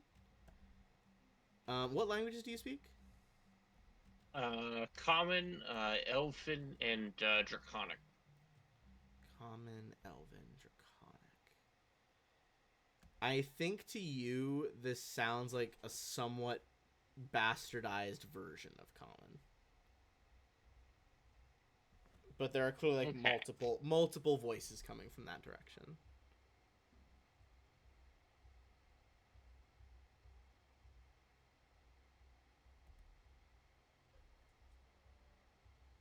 Huh.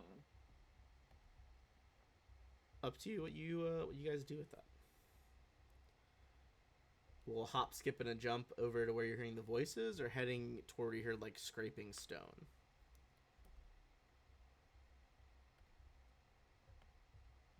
And with that in mind, I am going to copy your guys' tokens to basically the same map, but like this room on the actual level you're on.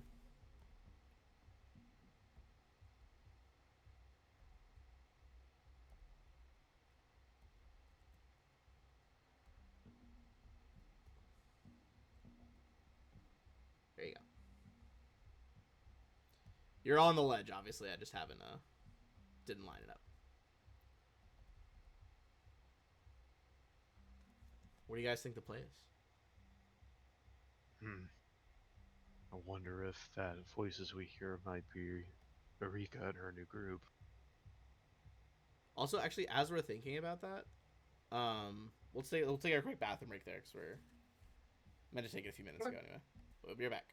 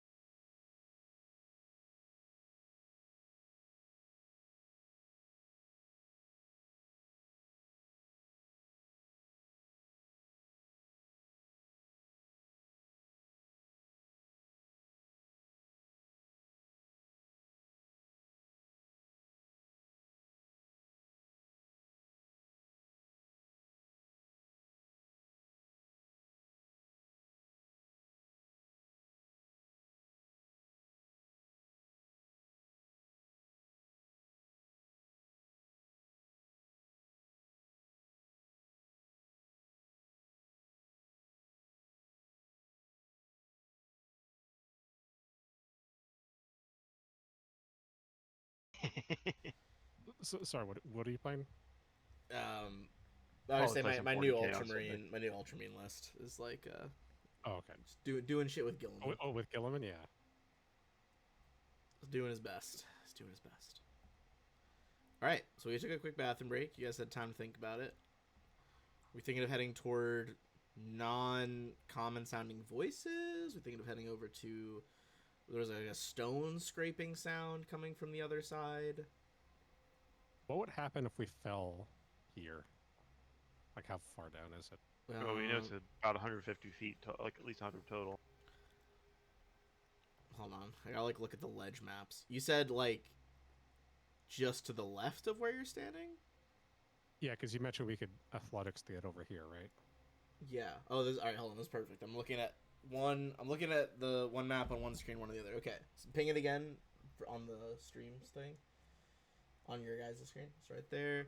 If you fell there, you would be at a ledge below, 20 feet down. It'd be a 20-foot drop. Okay.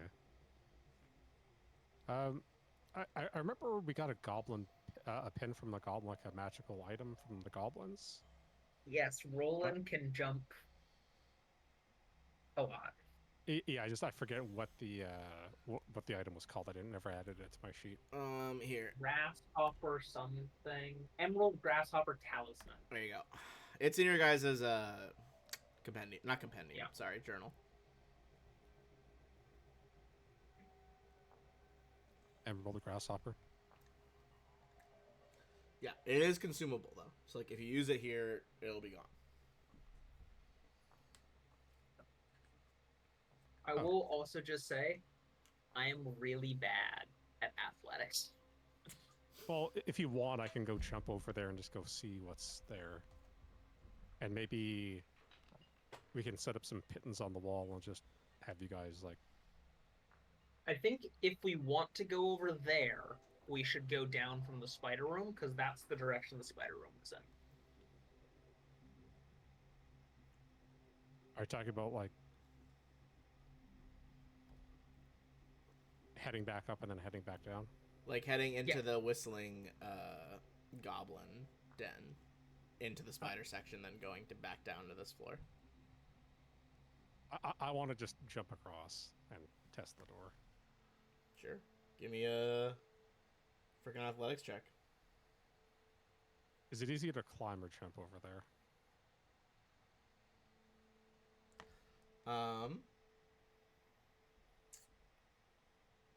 Probably just to climb the handholds, honestly. Yeah. I'll set up some pittons as well as I go.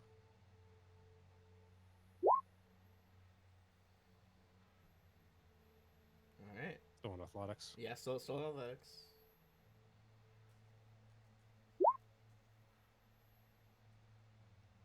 All right. I don't think you're able to get more than like one python in, but you do jump across. There. All right, go ahead and open that door. It is unlocked if you want to open it, but yeah, it is unlocked. I'll light a torch. All right, let me put some light coming out from you. Hold on. Lighting. I'll just give him an eternal torch. That way he doesn't have to hold it. Yeah. The current eternal torch light is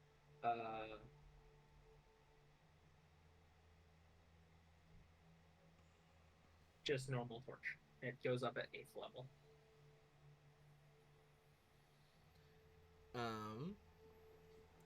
As you start to enter the torch, you see some small little creatures start crawling out of those little nests to come over to you. As you step in, you see this like a long curving cavern. The ceiling here is unusually low. It's barely 4 feet high, so Roland is like bending over somewhat. The air in here is just like uncomfortably moist and clammy, and there's this heavy stink of body odor. To the east, you see this. Go ahead. Yeah, I hate this. I'm leaving. Unless this is an initiative. It's not an Do you initiative yet, see but stairs? they will come out and say something in a second. To the east, a large alcove is strewn with four, like nasty-looking heaps of moldy, rotten cloth. You can't see the rest of the room description, so I'm not gonna say it. But you see, some little guys start to come creeping out towards you. You say little guys, but they look the same. They look medium. Well, small-sized creatures are the same size tokens. Okay. I don't think He they're. cannot see stairs at the moment. You do not see any stairs from where you're standing. I will make one of these things a little bit bigger so Roland can see what they look like close up.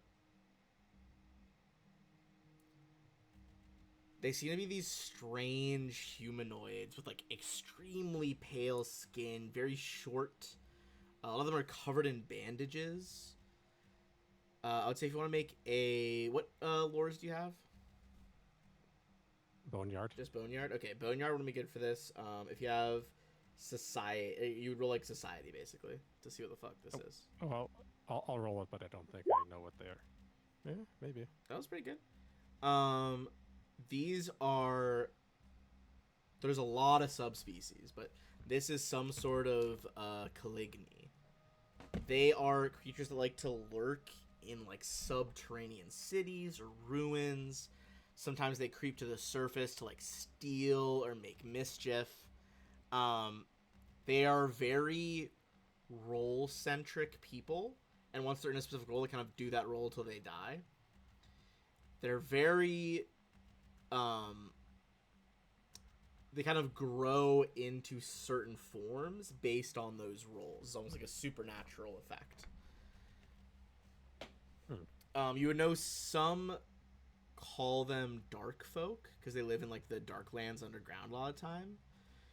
You would know that on an 18, Caligny don't like that term. They dislike it because it doesn't reflect their actual appearance or character, only their environment. You would assume, as they start saying stuff to you, they're speaking something. It's like a bastardized common. They're speaking Caligny.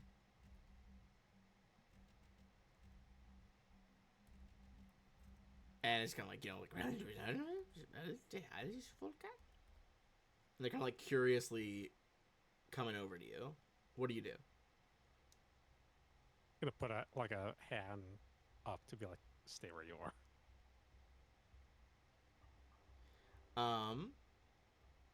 Okay. Give me a... Are you trying to, like, scare them or, like, diplomacy? Like, hey, wait. Intimidate. Okay, give me intimidate. I also draw the sword. Alright, you shing, draw it out. Give me intimidate, like, as you draw here. They scuttle back, like, kind of, like, muttering to themselves. They seem a little scared. Give me a... perception sense motive check.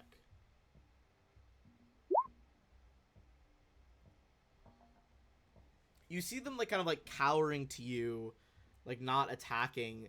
The lead one is kind of gesturing different ways. You get the sense they want you... They don't seem hostile. They want you to follow them this direction to the west. Can the others hear what's going on? I think they probably hear you say like stay back. And probably the talking is getting a bit louder as you're hearing this. I assume no one speaks Caligny. No. I mean, you guys hear this like staying back and like weird chatter. What are you guys doing back in the pit room?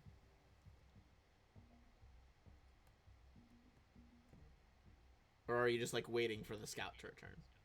I don't know. It's like Lupin's pretty confident in Roland and excuse me, being able to handle himself. But you all notice like he seems to have like a bit of a spring in his step, and he's sort of like here. So it's like, all right, I want y'all to be honest. What do y'all think of my cool new hat? We like cut back from the hat conversation back to you with the sword drawn. I just sort of I'll shout out, "Get over here!" You see, interestingly enough, when you say get over here, you see one of them kind of steps closer. No, not you. Doesn't seem like they can speak with him, but they might understand a little bit of what you're saying.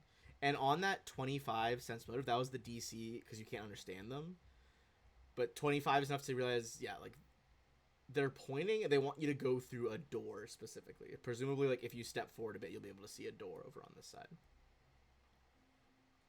Anyone that wants to come across, give me an athletics check. I did put a pit in if you want to. That will reduce the DC, yeah.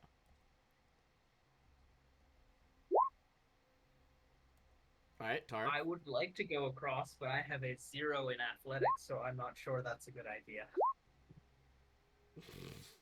Sorry. All right,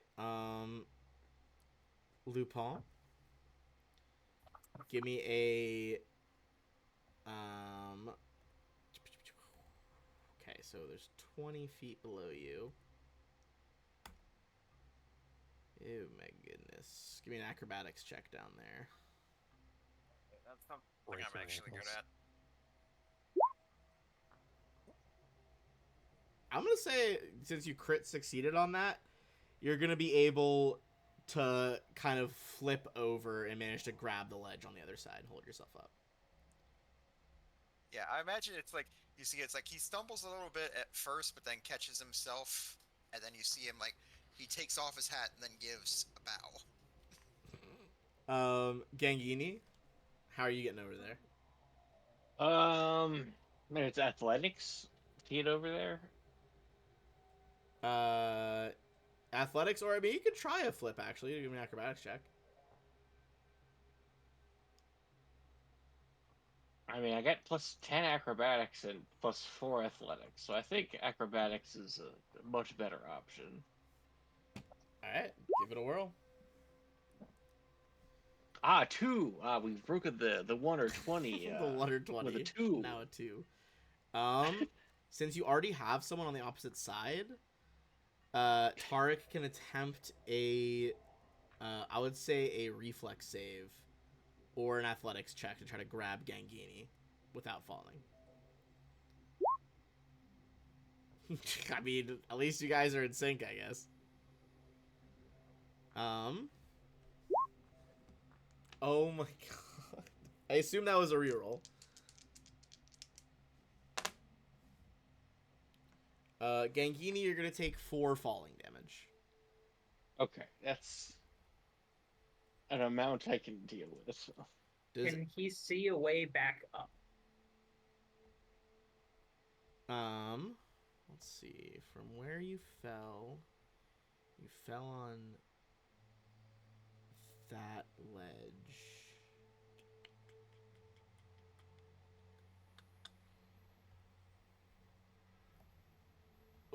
Sorry, the ledges get confusing. So if you fell to there, that would be that space. There you would be able to kind of work your way up back via ladders and steps to get back to where you were again. Okay, I can do that then. All right, I think I gotta try and get across. All right. Is the DC easier for athletics because of the python in the wall? Yes. The DC is lower. It just kind of depends what skill is better for you. Is it more than 1 lower? Or is that too much to ask? I think that's too much to ask. All right, we'll try athletics. I'm going to assume it's more than 1. Honestly, even if it's just 1 lower, it still makes equal sense for both. I'm going to hero point that. All right. I'm hero pointing that, for sure. Another one. Oh my god. It's not a 1. You take 6 damage as you hit the ledge below. Do I get a chance to try and acrobatics to reduce, or for them to try and grab me? Yes, sorry. Tarek can make another attempt here. Athletics or reflex save? Oops, I was muted. Yes, I will make an athletics check. Good lord. Ding. Okay. Is it just like roll 20 tonight? I think on a nat 20, I think you'll get both of them across, and we'll save some time here. Okay. I like the idea that like Sylvina tries to use the Titan to get across and just cannot hold up herself with her strength. Yeah, holy shit. Wow, okay. That was wild. Alright, do you guys push it farther into the room? I will. Alright, Roland, you see the door they're looking for is over here.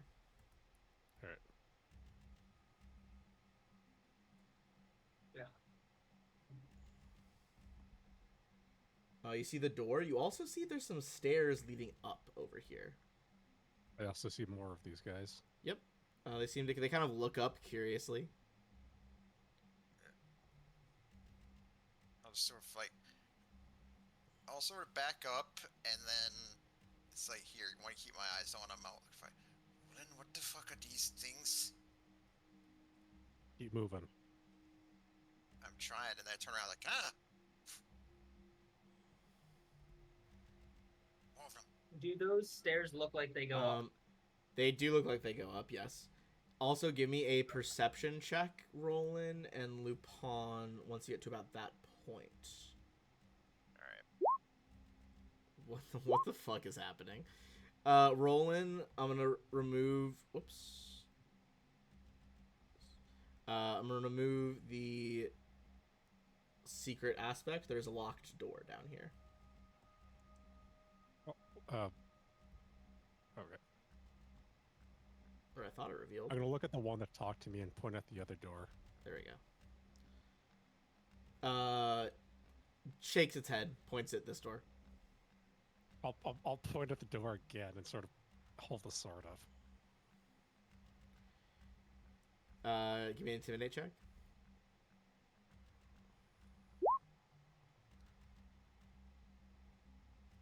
They seem to be backing away from you, but they don't want to go toward that door. I'm gonna. Does it seem like they're scared of what's behind that door, or they just don't want us to go behind that door? Give me a perception check to sense motive. It's gonna be hard because they are alien, and also you don't speak any of their languages or their language. Do they have any languages besides Coligny? Nope. The mole people. Hard, yeah. Hard. I would Hard say, dice Sylvina, tonight.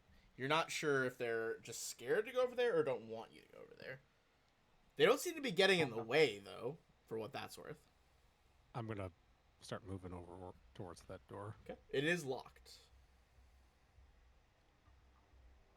Guess Lupin's got us. Terry's gonna wait here in the intersection. Does it look like... can you give me an Eternal Torch too, by the way? Oh, yep. Hold on.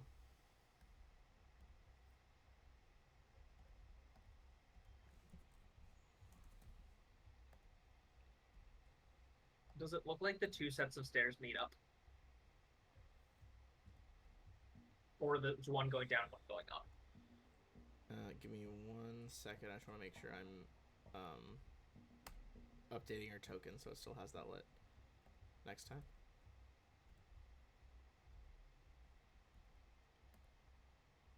Okay. The one, the northern one, the top one is leading up. The other one is leading down. Okay.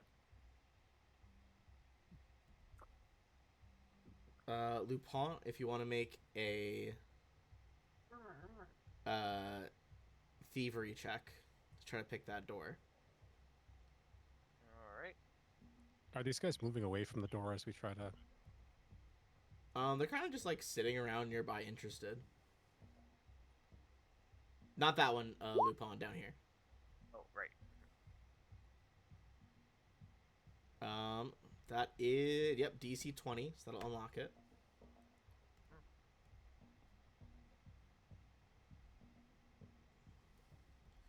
Alright. The room is filled with a sickly green glow. Roland, you can see it's emanating from what looks like a tangle of slimy crystals growing in the western half of the cave. As you creep closer, you see there are several large bones of some unknown beast protruding from the crystal.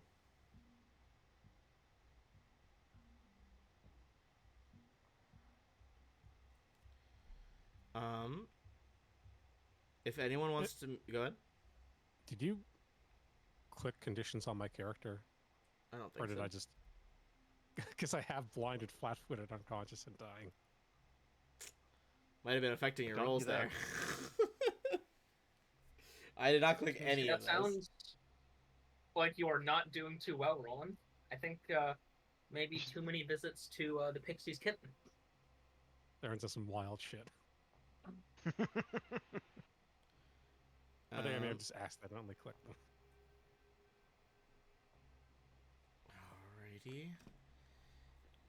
Anyone that I think Roland would have to, you'd have to move past Roland to see the bones probably, but anyone that is seeing the bones could make a occultism check. Hey, I took that. I get. Worse.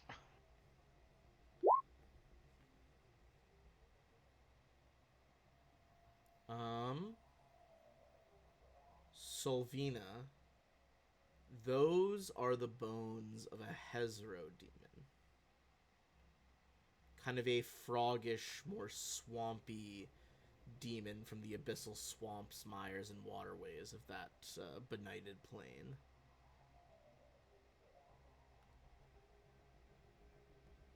I'm just gonna say demon frog. You would know that they are What? often associated with the ideas of toxicity and pollution.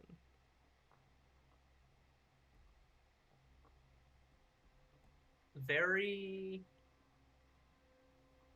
It's likely to be unpleasant for us if we come into contact with its corruption. They like to kind of pollute things, you know. I'm just gonna say to Tarek, like an anti-you frog. Tarek, give me a perception check, because you can see most of the whole crystals now, and then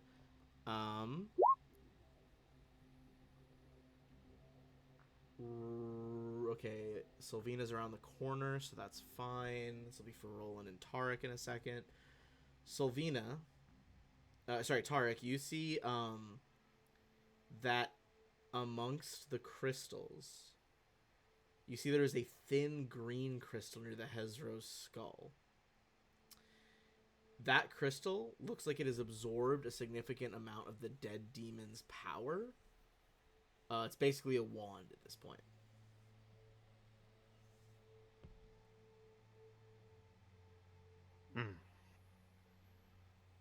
However, as you get that close to investigate, there is this like pulse of green light rippling out through the cave.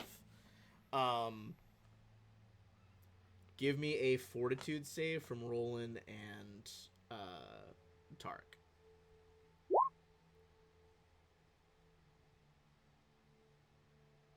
Man, my dice today have not been kind. All right. We're gonna go into initiative. Both of you guys are sickened 1. Let me clear the initiative order first. I fucking hate these creatures. Hey, they didn't lead you in here. You guys broke in yourselves. Zach. Um, Well, we're gonna go take care of it for them.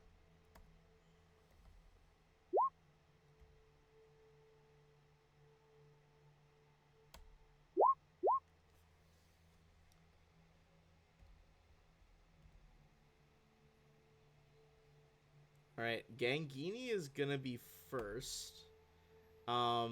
These crystals could be disabled. So there's 3 things that could happen here. Crystals could be disabled. Just it's a magical trap that works. If anyone wants to give me a nature check to figure out the other 2 ways this could be dealt with. There we go. All right, Tarek and Selena. Way number 2. smash the shit out of them. Just break them. It'll stop this pulsing effect. Way number 3, if someone is able to use a musical instrument or singing to properly resonate the crystals with a perform check, that will discharge their energy harmlessly and like instantly fix it, whereas breaking it will be hard. Well, all right then. Also, Alright, I guess now that the whole party is on the next pit level, everyone gets another hero point. okay. Cool. Does it smell bad, by the way? Yeah, it smells gross. That's an How option. close- Okay. It smells kind of like How a close- bit rotted. Yeah.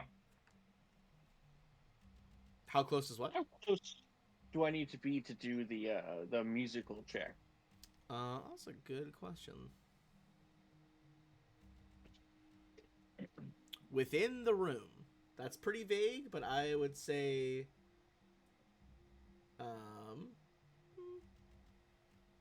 probably at least a bit closer than like right next to the door. Right?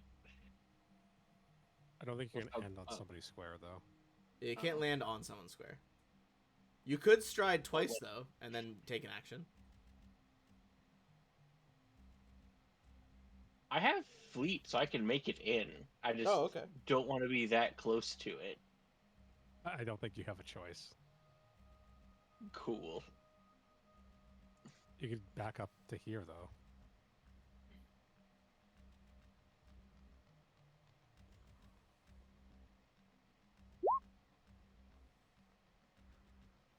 I think I'll hero point that. Okay.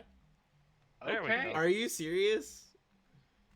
It's a hold on. Let me control C this fucking part of the book. Alright.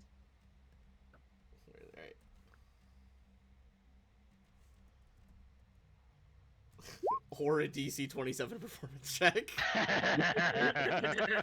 You guys see Gangini like pull what was the instrument? Did you decide if it was still It's the loot. still a loot?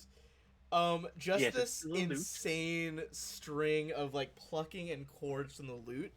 The crystals begin to vibrate until they like shake out this green color and just leave behind like a almost clear whitish crystal. That is the trap done. Everyone gets 80 XP. We are immediately out of combat. I can't believe you rolled exactly a 27. That's fucking insane. Awesome. For reference, on that like it was gonna start doing more and more pulses that start to like not only keep sickening people, but they start to poison damage you as well. And it keeps getting worse. Nice That's job. crazy. Yeah. How long does the second last for us? Just another. Now that there's no pulses coming, like another round, and then it's done. Okay. I think Sylvina's just gonna say, you guys can go and get the stuff. If I go in there, my chances of getting laid when we get back to town go down significantly, and I do not want to deal with that. Your chances of getting what? Laid. Laid. It's too stinky in there. I mean- If anyone wants to make a Arcana check, by the way, on the wand. Oh.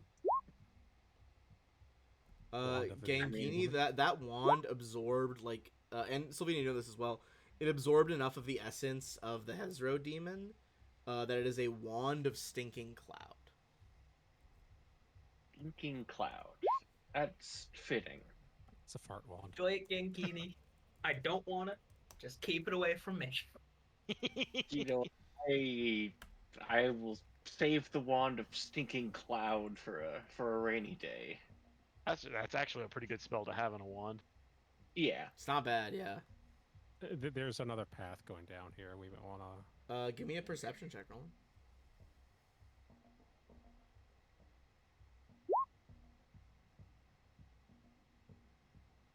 There is yet another secret door at the end of that hall.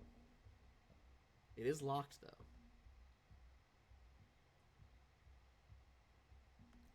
Lupin. Sure. By the way, Roland, I want to get your opinion. What do you think of my new hat? I just stay silent.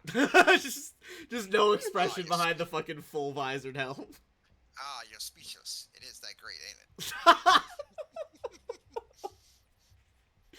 it? Lupin's like totally oblivious to it. It's so good.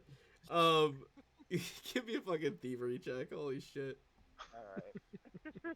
Hey, can I ask a question about the hat, Ben? Yeah. Yeah, sure, mon ami. Do I think Lupin has like the attitude to pull off the hat, or is it like just the wrong? Is the hat the wrong vibe for this guy? What skill would you like to roll as a vibe check for me? So I can vibe check. What do you think is appropriate for the vibe of this hat? I think for checking if this is like a fashion sense that goes with him, I would like to roll society. Okay, yeah. All right, let me go ahead and do that then. All right. All right. Let's see. I honestly, 26. it's working. Red knew what she was doing.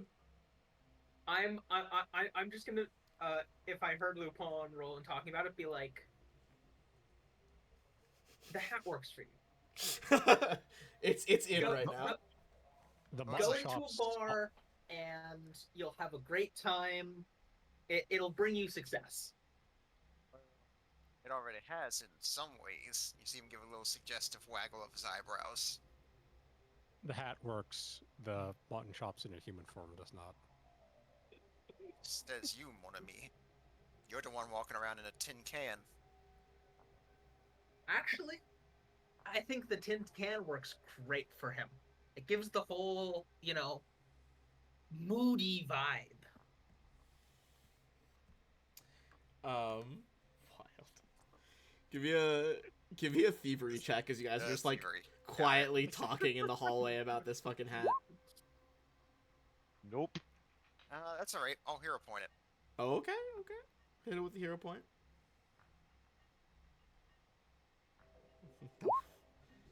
There we go. That one That's a will lot do it. better. All right, do you open it up? Yes. You immediately get kicked. You in the dick see from the other this side. giant, like, tanned creature rippling with muscle, mid-bite, eating one of the long legs from upstairs. Just, like, turn and look at you guys as it's just, like, enjoying its snack. Uh-oh. Guys, I think we better do something or else we're gonna end up as dessert. It, like, tosses the spider, pulls out this hook, and is just like, "'Bout time Gorlak got a good fight in." And we'll roll for initiative. Uh-oh. I'm assuming this isn't something we could vibe check our way out of. If you want to spend an action on your turn, that's up to you.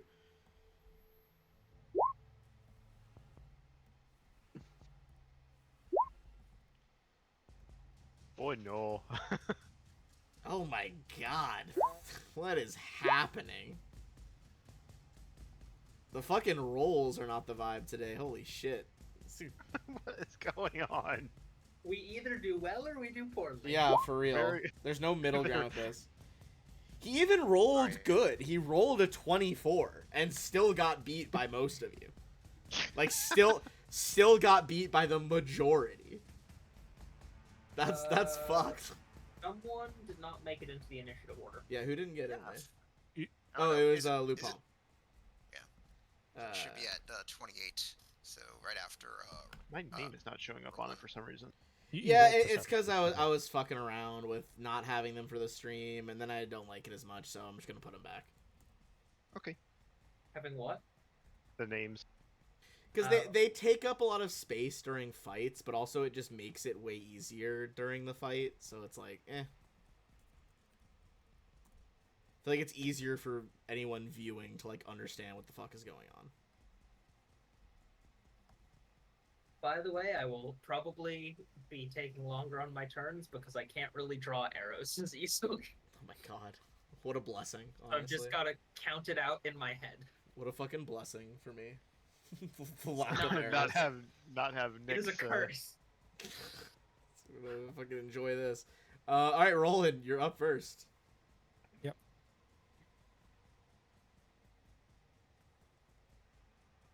I like that every time we get to a new dungeon, my turn tracker is just like, actually, fuck you. I'm not gonna work anymore.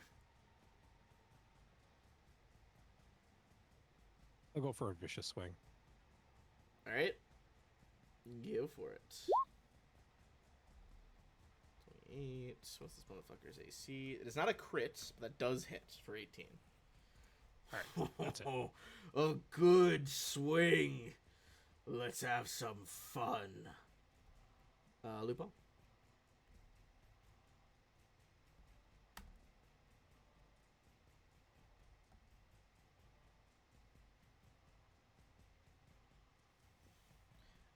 What will Lupin do behind this giant ogre? Alright. Go ahead and start. I'll stride. First action, I'll stride in. Oop. So I'm getting that good flank with rolling here. Oop. Alright. Then I shall go ahead and. Let's see here. Yep, I'll go ahead and attack him with my. Let's go ahead and slash at him with the monarch here.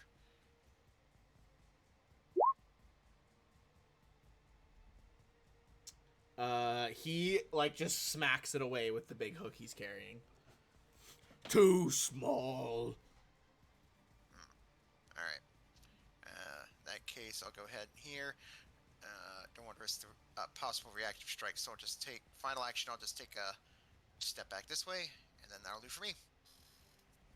All right. It's gonna be Gangini. Doesn't Tarek go? Oh, Yeah, sorry, I think- I double clicked. The not having the turn tracker is fucking me up a little. You wouldn't think it with me having a 26, but I am 4th. We there a rolled way to ridiculous. return the Fucking turn tracker? wild. I'm fixing it right now. Okay. Sometimes the APIs get a little fucked up. Yeah, that's fair. But I should just be able to Well, restart it. issues. You know, I can't do this. I'm gonna just do it left-handed. I'm sorry, Ben. It's too much of a pain. All right, I to fixed have. it. I fixed it. No, I can see the arrows again. Fuck. All right, Tarek. Now it actually is Dude, highlighting it. There we go. I hate doing my mouse left-handed. It's such a pain. It feels just I can't even do it. It feels gross. Yeah. Well, what I'm going to do is, since this is the start of the fight, and I don't really have much in the way of offensive spells, I'm going to spend a focus point on animal Oh, shit. form. Oh shit. And this time, compared to the last time you saw it, it was a bear. This time you see like a gray, kind of very matted fur saber cat appear from Tarek's form. Not me trying to like As- preemptively type what animal it's gonna be and getting it wrong. It's turned into a fox. I was like Confused the font. gray mad. I was like wolf. You're like saber cat. I was like fuck. I think it's like, again, the kind of one you'd see among like the I guess it'd be more like tan, but something you would see out on the plains, out on the plateau. Oh, okay. Gotcha. I guess a tan is more what I would be thinking of rather than gray. Yeah, so I have a 40 feet of movement with my last act, because it's 2 actions to do that. 40 feet. How do I have nothing related to this? Maybe a mountain lion? I have a Yeah, I hyper can't- realistic fucking PNG of a mountain lion. Not what we need. All right, I'll just move here because it's 2 actions to animal form, and then I'm striding for the rest of it. But I'm moving to here to give Roland a flanking bonus. How does this work for you? Mm, It's not good either. Yeah. We'll know. It's We'll know fine. you're a big tan cat right now. Yeah. Why is this fucking thing immediately not working? What is happening with this particular API? Weird. I don't know what the fuck's going on with All that. right, that's my turn. All right. Now it's Gangini. All right. The scripts are being weird. Oh, okay. There we go. It snapped into place.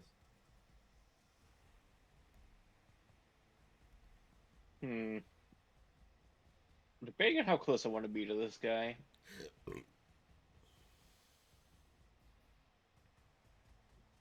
let's just start blasting. We'll do my typical upcast force barrage shenanigans. I mean, it's effective. How about 29? God damn. Just a fucking chain of like glowing cards slamming into this thing. Ugh. Magic not fair. That's me. Awful lot of fours. Gorlak is That was, going. that was a crazy volley. Yeah, that and was no ones. insane. Gorlak is gonna roll his ogre hook at Roland. That's going to crit, which is gonna pose a bit of a problem here. I take it nat 20. It did not 20. Although, to be honest, I mean, he's an ogre. They have insane chance to hit with strength weapons. Okay. They're big as fuck. As a reaction, what I do, the Genie's Veil on Roland to try and, I think he has to succeed on like a natural, just like the straight roll like DC 5, interesting. or yeah, he's it's a DC 5 flat he's check. concealed. Yeah. Okay, first I'm gonna finish rolling what this damage will be if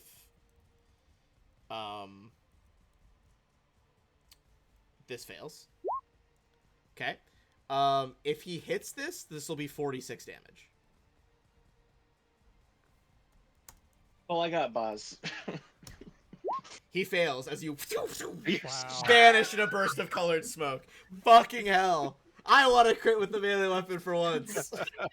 MVP of the let me session. do it. That's crazy.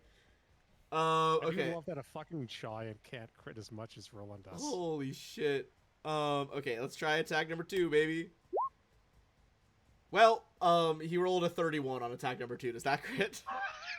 It doesn't. It doesn't! Fucking goddamn it! His weapon's got deadly D10 too. It does even more on crits. Okay. Is he fucking with you? 19 I'm not damage. fucking with him. The 31 doesn't crit. Because I think what is yours like 20? It's 20 something. It's not 21. Oh, okay. The Genie's Veil spell says he gets becomes concealed against the triggering attack and until the end of And until the end of turn. Holy shit. That's crazy. He's definitely too dumb to not try this again. Okay, that time he does it. So you take 19, and then he takes a trigger. Give me a... Okay, so hold on. What's 10 plus your fortitude save? Because that's your fortitude DC. 23. 23. Okay, he's got to attempt an athletics versus that. Okay, he succeeds that. You take...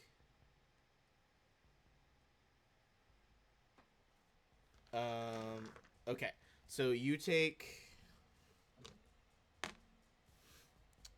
11 damage as he just twists the hook after he hits you and embeds you on it. And then for his final action, his third one, he is going to use his Fling Foe ability.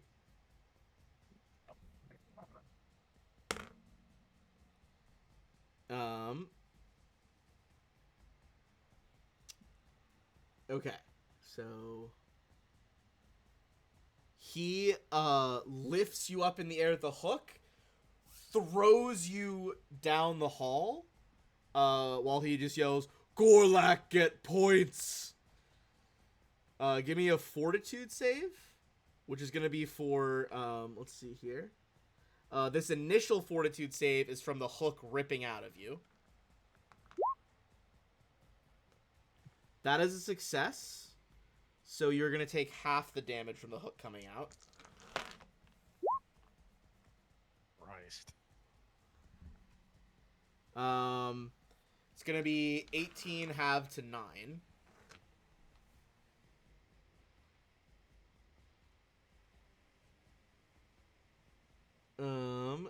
And then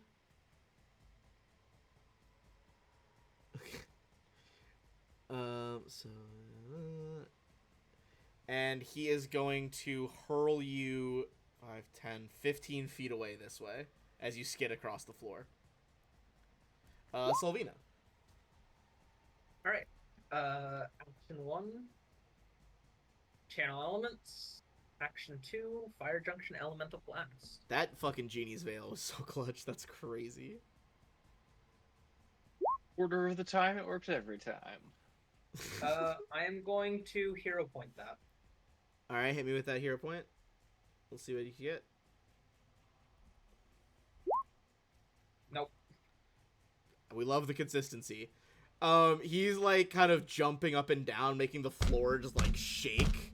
And you like miss it as he's like jiggling around. And back to Roland. So it's an action to stand up. Oh, seriously? I think so. Hold on. God damn it. Unless it's part of the move action?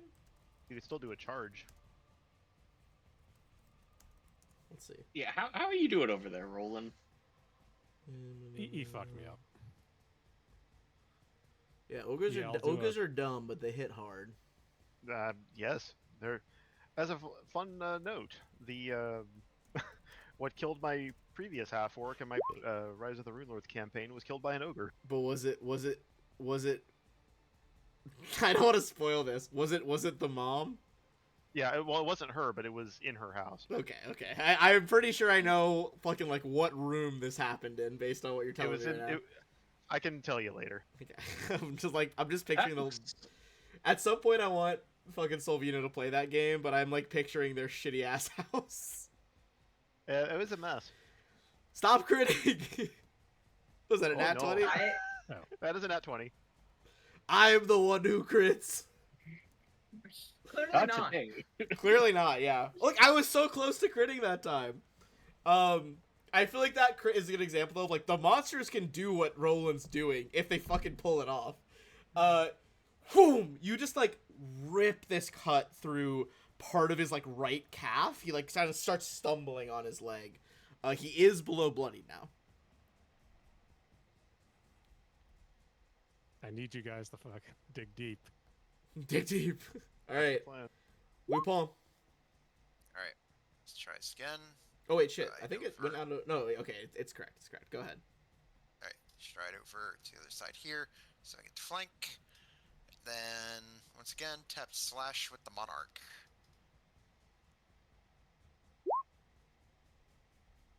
That will hit.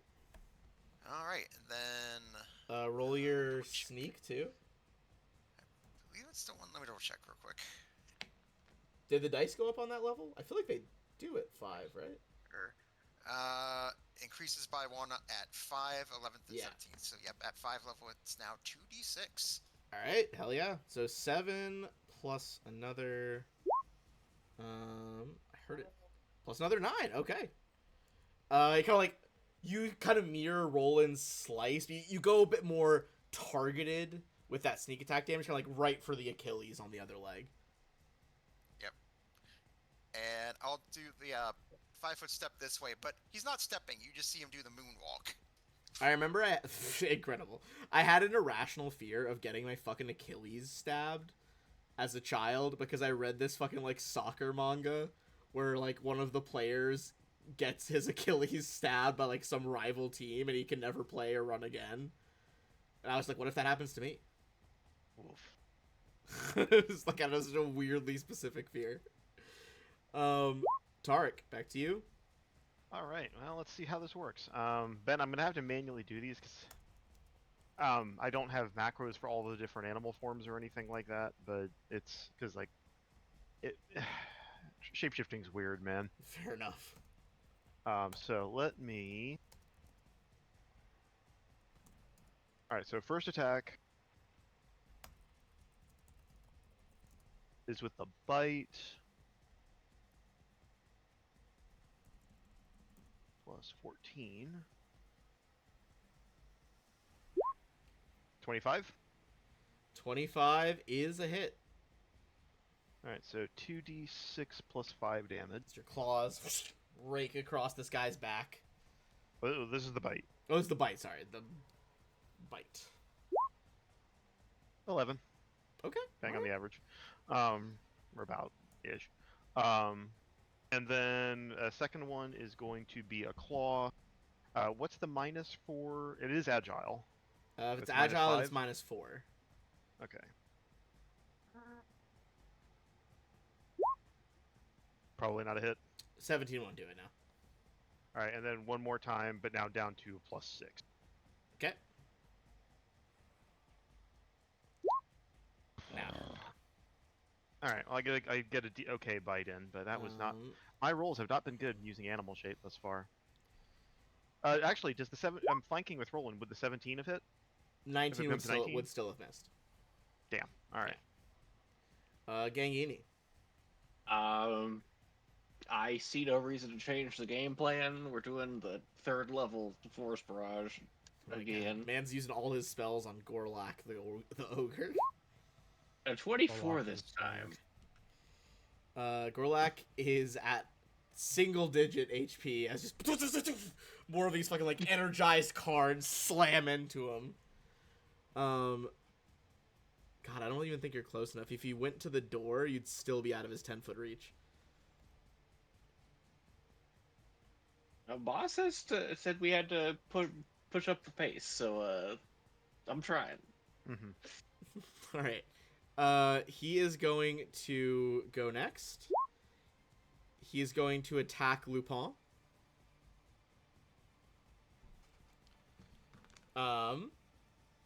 With his ogre hook. God damn I feel like it. this is the first melee attack that's ever gone against Lupin. Oh, he got a nat 1. Fucking kill me. He's got such a high bonus. Does a 20 hit? Does a 20 hit Lupin? Hello? Marcus. Sorry. Does a 20 hit you? Let's see. No, it does not. Oh It's 22. my god. Oh, he rolled a 1 and a 2 on his first 2 tries. Alright, attack number 3. He's gonna go at rolling with attack number 3 for the memes. Come on. Roll 20. I clicked it. No, doesn't hit. Alright, just kind of flailing around wildly as he slowly bleeds out here. Sylvina?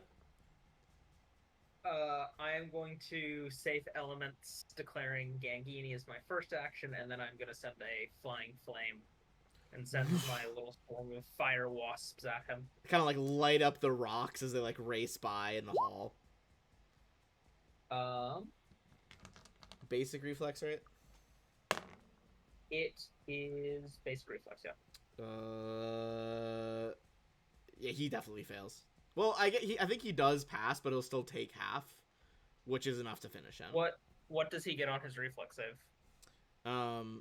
Where is it? I just moved my fucking thing away. 25. Yeah, he passes, but he still takes half. Yeah, and he needed to crit pass to not die. The flaming hornets kind of pepper his face as he covers his face. He has his eyes just like roll up and boom, collapses heavily to the floor. I think after seeing that, I'm just gonna go, it has been way too long since I burned something, and it feels so good. Concerning. I think there's like a giant like hook hole in my side of my armor now. There's a huge fucking puncture wound in the armor. You doing okay, Roland? All right, I'll revert my form, which is I don't know if that was worth the focus point. Oh yeah, he's all right. I mean, you could stay in the form and keep heading exploring the dungeon. It's only lasts a minute. Oh, okay. He's doing all right. The Ogre just had a giant can opener.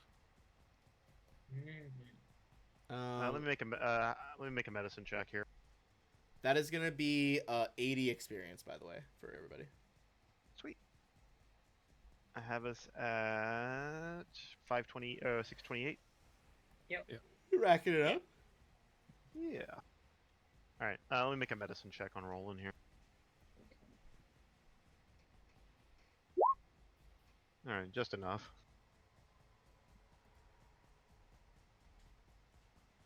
Also, I gave How you are a you hero looking? point. it's got a +1 ogre hook. What's that? He's got a +1 was ogre gonna hook say to it. sell. I was gonna say if I gave you a hero point, would you try to go for the crit succeed, or is that? I mean, I still crapshoot? got my spells and stuff too. I was just trying to. I mean, Ben, is that something you'd allow, or what do you want to do? Sure. If you want to use your hero point for it. We can save it. Yeah, I'd save it. I'll give you my lesser healing potion, Roland. Okay. I I know you need heal 8. I need everyone to know that the flavor text that whoever wrote, usually they divide who writes parts of the books. Whoever wrote this part after like the Gorlak gets points line, like that he says that if he succeeds when he throws. Gorlak isn't sure how many points he's accumulated so far or what they're for, but he does want more of them. It's like I said, he's grinding for XP. Yeah. You can save your healing potion. I bought a bunch. Okay. Hell yeah. I'm still pretty fucked up though. And I'll close out my channel elements Okay. because there's no reason to keep that active. Can you guys see my health bar, or? We can see the color of your token, but not the actual health bar. Okay, I'm 60 out of 78. Okay. If it matters. Pretty good. And what's funny is I kind of was hoping he'd swing at me because I had some temporary hit points. Yeah, I'm gonna take another potion. We're gonna keep going. Would you have been downed if you took that critical hit there, Boz? Oh, for sure. Yeah, with everything, like He had with gone everything else, down to 38 from all the other stuff, and the crit had done. like 40 something. Yeah, it would have done like 43. So yeah, it absolutely would have gone down. When ogres crit, things die.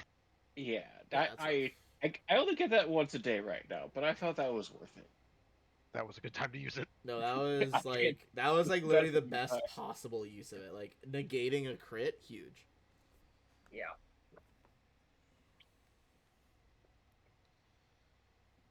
All right. I don't know how much. Like, I don't know if you DM a lot of if you ever DM'd a lot of the newer 5e stuff, but you know the spell what's it called? The new like 2024 edition. No, it's not that new, but like there's a spell, first level spell. It's like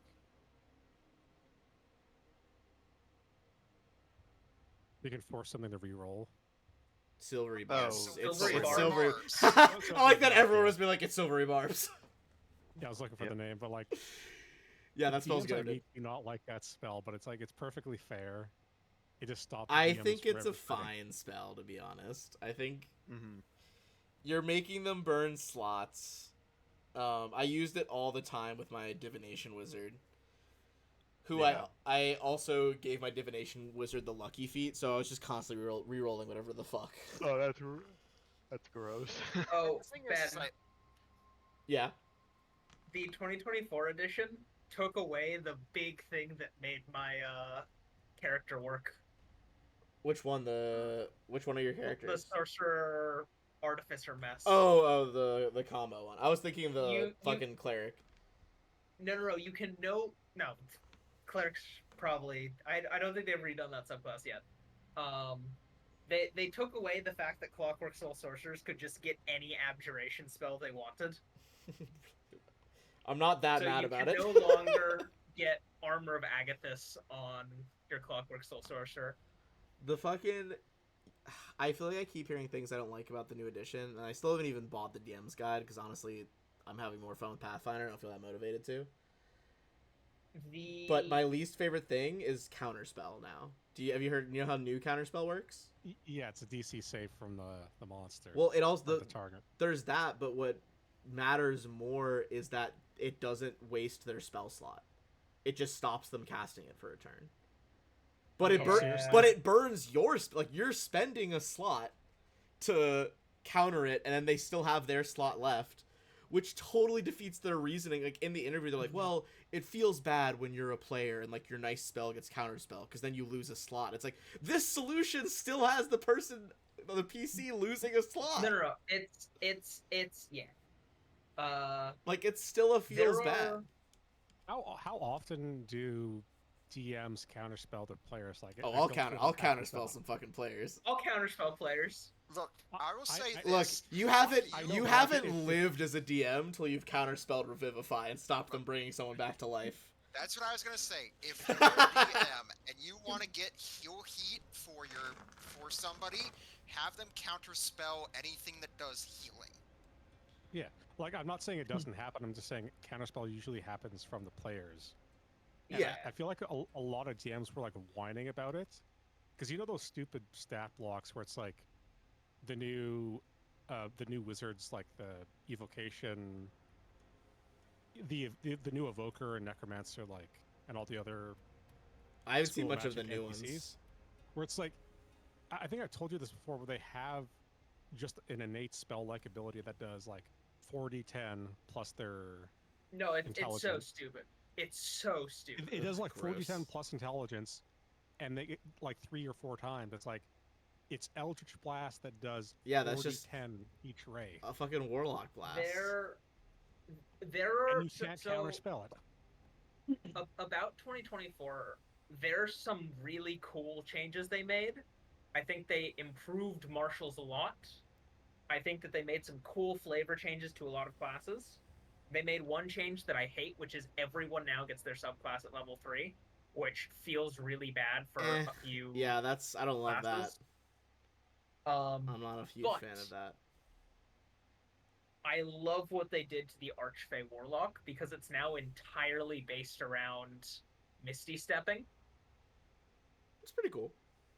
which, I mean, Ben, you know how much I love stupid teleportation. Look, Misty abilities. Step's great. I'm not gonna dunk on Misty Step. It's good stuff. So they I- did some cool things. I don't know Well, how Ben, I true think this that is, settles but it. I think heard she's a playing lot. Grey Knights. Yeah, if you like Misty Step, you gotta play Grey Knights. It's like their whole fucking the strat I told you about that one time where they can just spend a command point, and if they get too close, they just vanish off the board. Is literally called Mists of Deimos. Okay, so you guys think I have to play Grey Knights then? I think you like it's the- worth. We'll try it on Tabletop Simulator, but I think you'll like them. Okay. Yeah, 'Cause if Miss- you I do mean, that- Ben, Yeah. Go ahead. you've seen what I have done with my characters before. Oh yeah. Hey, I yeah, love my teleportation. How about this weekend? If you want to try out Grey Knights, I can run a Chaos Demons list. That is very flavorful. They do love chopping up some chaos. I would have to figure out how to build a list and all of that stuff. we can help you out. we the boys can help you. yeah, we'll figure it out. All right. All right. I feel like we got time for maybe like one more thing, and then we'll be wrapping up. Where are you guys hoping to explore here? So, I'm gonna read you a bit more of the description of this room now that you've you caught this guy mid snack and went straight to fighting. But in terms of what we're actually seeing right now, the rough walls of this hallway are like adorned with just adorned with like a long mural that begins with a depiction of Devil's Platter, the plateau where you guys are right now, near the northeast end of the hall. And as you travel west, the mural is like slowly changing on both sides of the wall. First, it depicts lower forested lands before finally portraying buildings in the town of Sandpoint. That's like along the narrower hallway. As it opens into this wider room, you see along both sides there's reoccurring scenes of a bat-winged, wolf-fanged, dragon-tailed horse trampling and eating and burning screaming humans. All of this is rendered in just like grisly but very exact loving detail. Farthest to the west, you see the hall ends at this large pair of wooden doors, painted to resemble the leering face of the wolf-fanged monster. I think this is the Sandpoint Devil everyone's been going on about. Can we like lean up against the door and see if we can hear anything from the other side. Sure. Give me a perception check.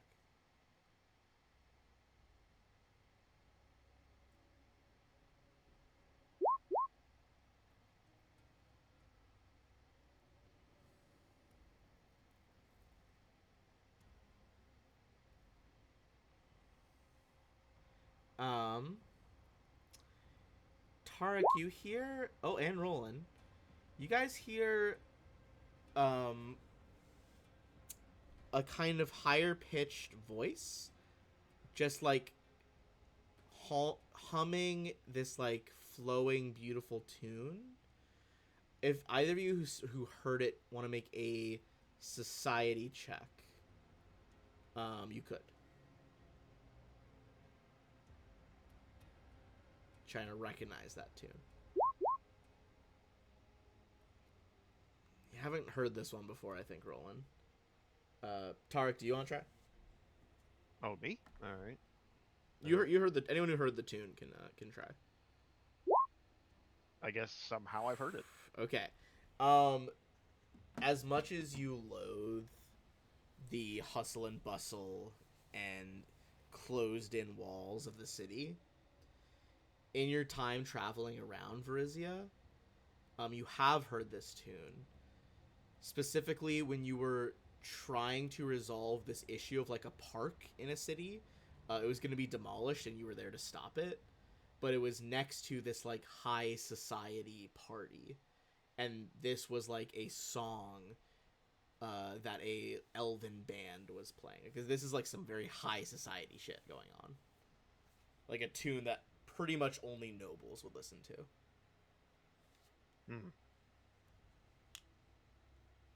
Tarek kind of tilts his head. What in the hells? Why is a song for elvish nobility being played here? He's kind of, without even waiting, he starts moving forward to. Is it one of the doors on the left side? You said. Yeah, the doors are on the left side there, right here. Yeah, can I do a quick before Lupin comes up? Can I do a quick perception check to see if they're trapped at all? Sure.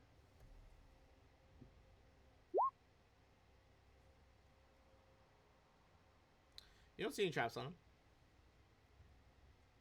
I don't like how glib you are about that, but nothing I can do about it. Want me to? What was no, your- it's not. Oh, what's the? Well, let's test to see if it's actually locked or not before we open it. It's Okay. not locked. I think you kind of, like, rattle the handle. You can tell they're not locked. Want me to just crack her open? Carefully. I think if you're... I'm not going to open the actual token yet, but if you're cracking it open, I think from the angle you're standing at, you would see a large square room. You're seeing the corner of it, and near this part, on the lower half of the wall, or lower half of the room, like on the map we're looking at, but on the floor of the room on the southern side, there is a gold Sihedron rune in a circle built into the floor. Shit. What's I mean, from what you guys had researched earlier, it sounds like a teleportation circle. Ooh, we What? can finally teleport to and from town if we get in here, which would be big Congratulations, for you've unlocked us. fast travel. I was gonna say that would be huge for us if we can get that done. Yeah, knock several hours off each day. You Are you guys sure do you know wanna that you'd have to do that ritual in the flume chamber, which can only be attempted once per day. But it's you're getting to the point where it's easier. Like, next few levels will get easier, but it is a decently difficult check at the moment to, like, connect these pieces of magic. Are So, you sure you want to be right in the front, Gangini? Live your life, Gangini. You gotta get in there. live your best life. you talked about the teleportation circle, and I got excited for a second. Let's clear the room first. Gangini's like, ooh, magic shit. Let me in there. On the count of 3. 1, 2, 3.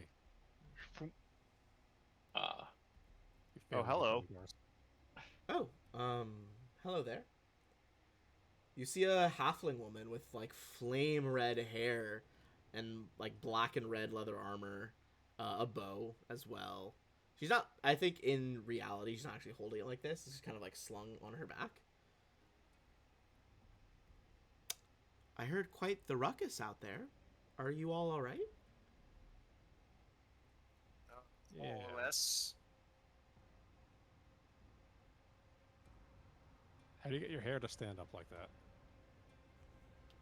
Oh, it takes a lot of styling product. As you guys like walk in to that first step, I'm gonna describe like the whole room now that you're not just peeking. The rough stone walls of this chamber are painted with fiery patterns that seem to drift up to the clouds, like making the ceiling look like clouds of gray smoke. Near the ceiling and emerging, like from painstakingly, the smoke is emerging from just painstakingly detailed, trampled human bodies. So the picture is a painting of bodies being burned up into these clouds. There are two slightly raised black stone platforms adorned with the image of a seven-pointed star in the alcoves to the north and to the south. To the west, an unnerving statue of the bat-winged monster carved from a collection of tree burls that have been lashed together with cords looms over a blood-stained stone altar. A dozen or so thin reed mats lie scattered across the floor, kind of like in rows in front of the altar. So, please, if you need to take a load off, you could come sit on the mats. No one else is due here for a bit. Does that mean that there are people due here in a little bit longer than a bit? Oh, well, I have friends come by time to time. Worshippers come by time to time. I do make sure things stay tidy, though, so if you are sitting on the mats, just make sure to leave them how they were found, you know? Do you live here? Immediate sense motive check. Yeah, sure, give me a sense motive check. So sorry, I had to step away for a second. Did you say what the worship is of? She has not said that yet. Tarek, she doesn't seem to be lying about anything.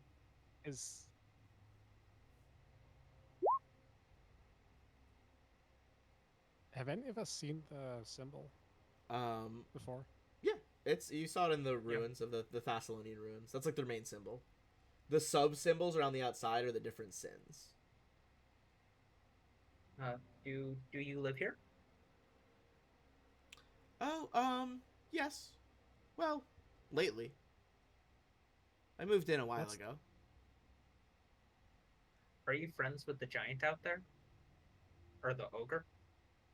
Gorlak gets a bit rambunctious. I don't really hang out with him that much.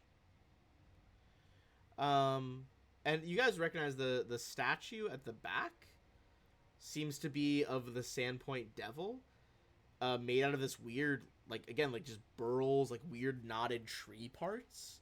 There are also two smaller statues of the Sandpoint Devil in the corners as well.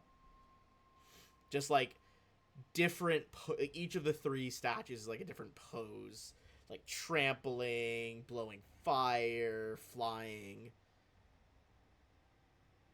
Oh my god, I love that her hair extends past the token. Yeah, it literally goes past the token. I feel like gets caught on doorways all the time. Where do these teleportation circles go? Oh, is that what? I didn't even know that's what they were. You must have, finding out about powerful magic like that, I bet you all have been in quite a few fights in your time. Not really. Really? I mean, I'm looking at that corpse behind you, and there's a lot of blood. Looks like some burn marks there on the face. Was that... Which one of you did the burn marks? It's impressive work.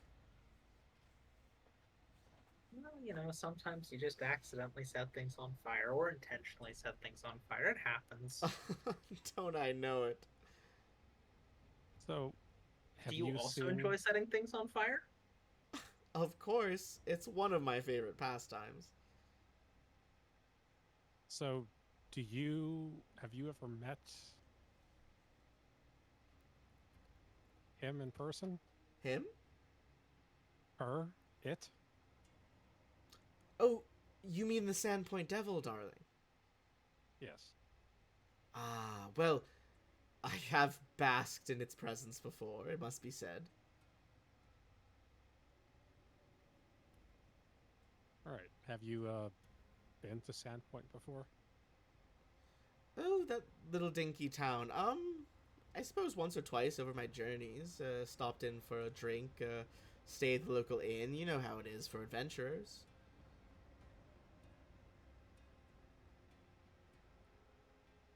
What's brought you here? Why have you made residence here? It seems like, well, honestly, it seems a bit uncomfy. A room we just went through smelled really bad. She's just like, I mean, sometimes greatness attracts detractors, you know? Toxic muck, little hangers on, people who don't quite understand the worship. Look, it's really a simple thing. You don't even need all that blood sacrifice nonsense. I can show you a simple ritual with the altar. It should offer some protection down here.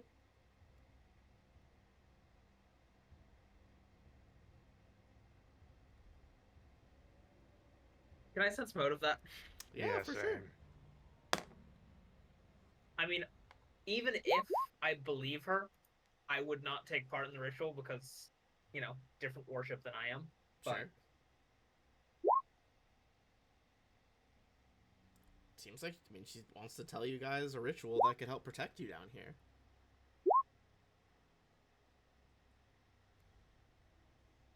You guys are all in agreement. She's just trying to offer, she might be adventuring, giving adventurers a good turn. I appreciate the offer, but I'm afraid I can't take you up on that. I have my own path that I follow.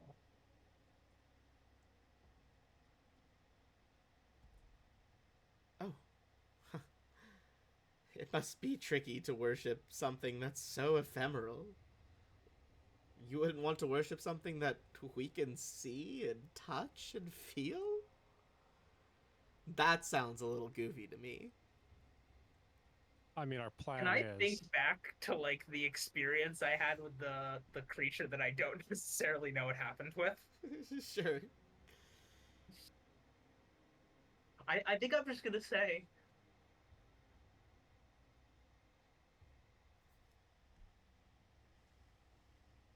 I think you might be surprised at the presence of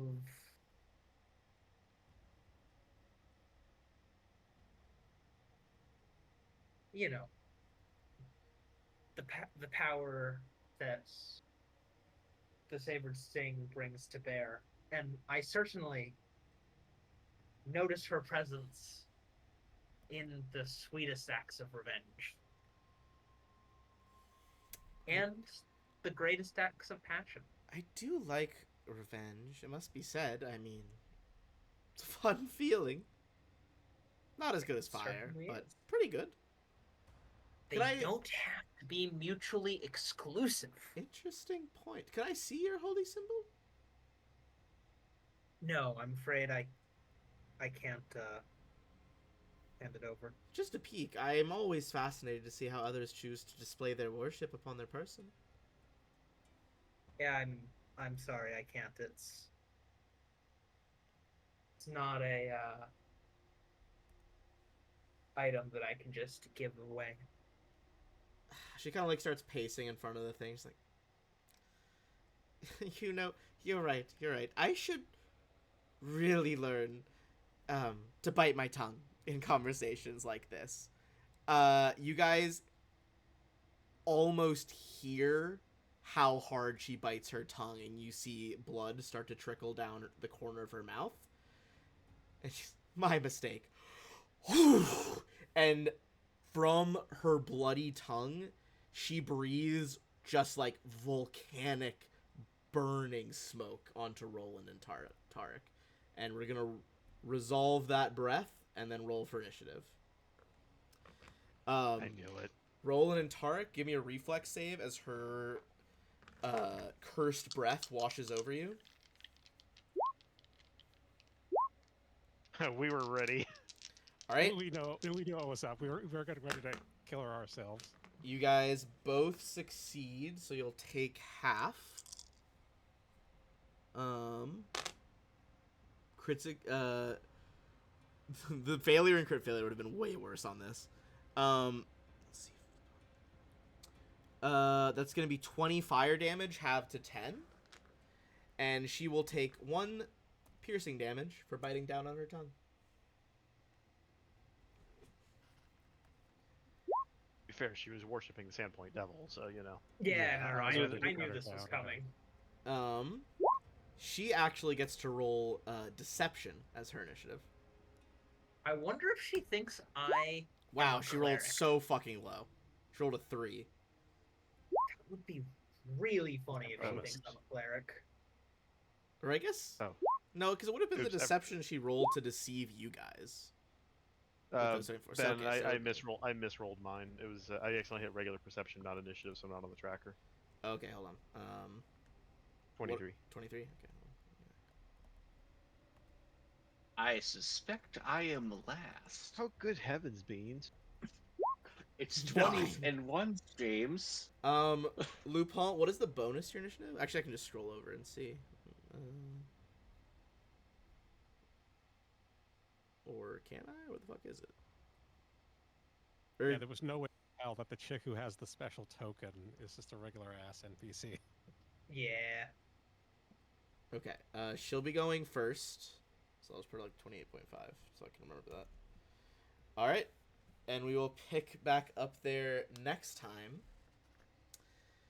as Morelli gets ready to fight you guys.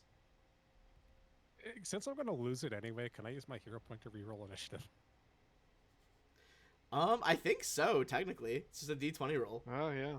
Because it disappears anyway. Yeah, give it a whirl. Actually, beans, if you have one more, you could do that with yours as well. Oh my god. I do not. Oh. I have been using them a lot today. If it makes you feel better, you'll get one after this fight. Before this fight, Because yeah, when we start next session. at the start of the next session, we get a new one. Oh, that's true. Yeah. I So guess- a weird I saw- interaction of those rules. You guys do get a free one because we're starting Yeah. the next session on a fucking fight. All right, Yeah, I I'm still have one to gonna burn, stop but our nothing to spend it recording. on.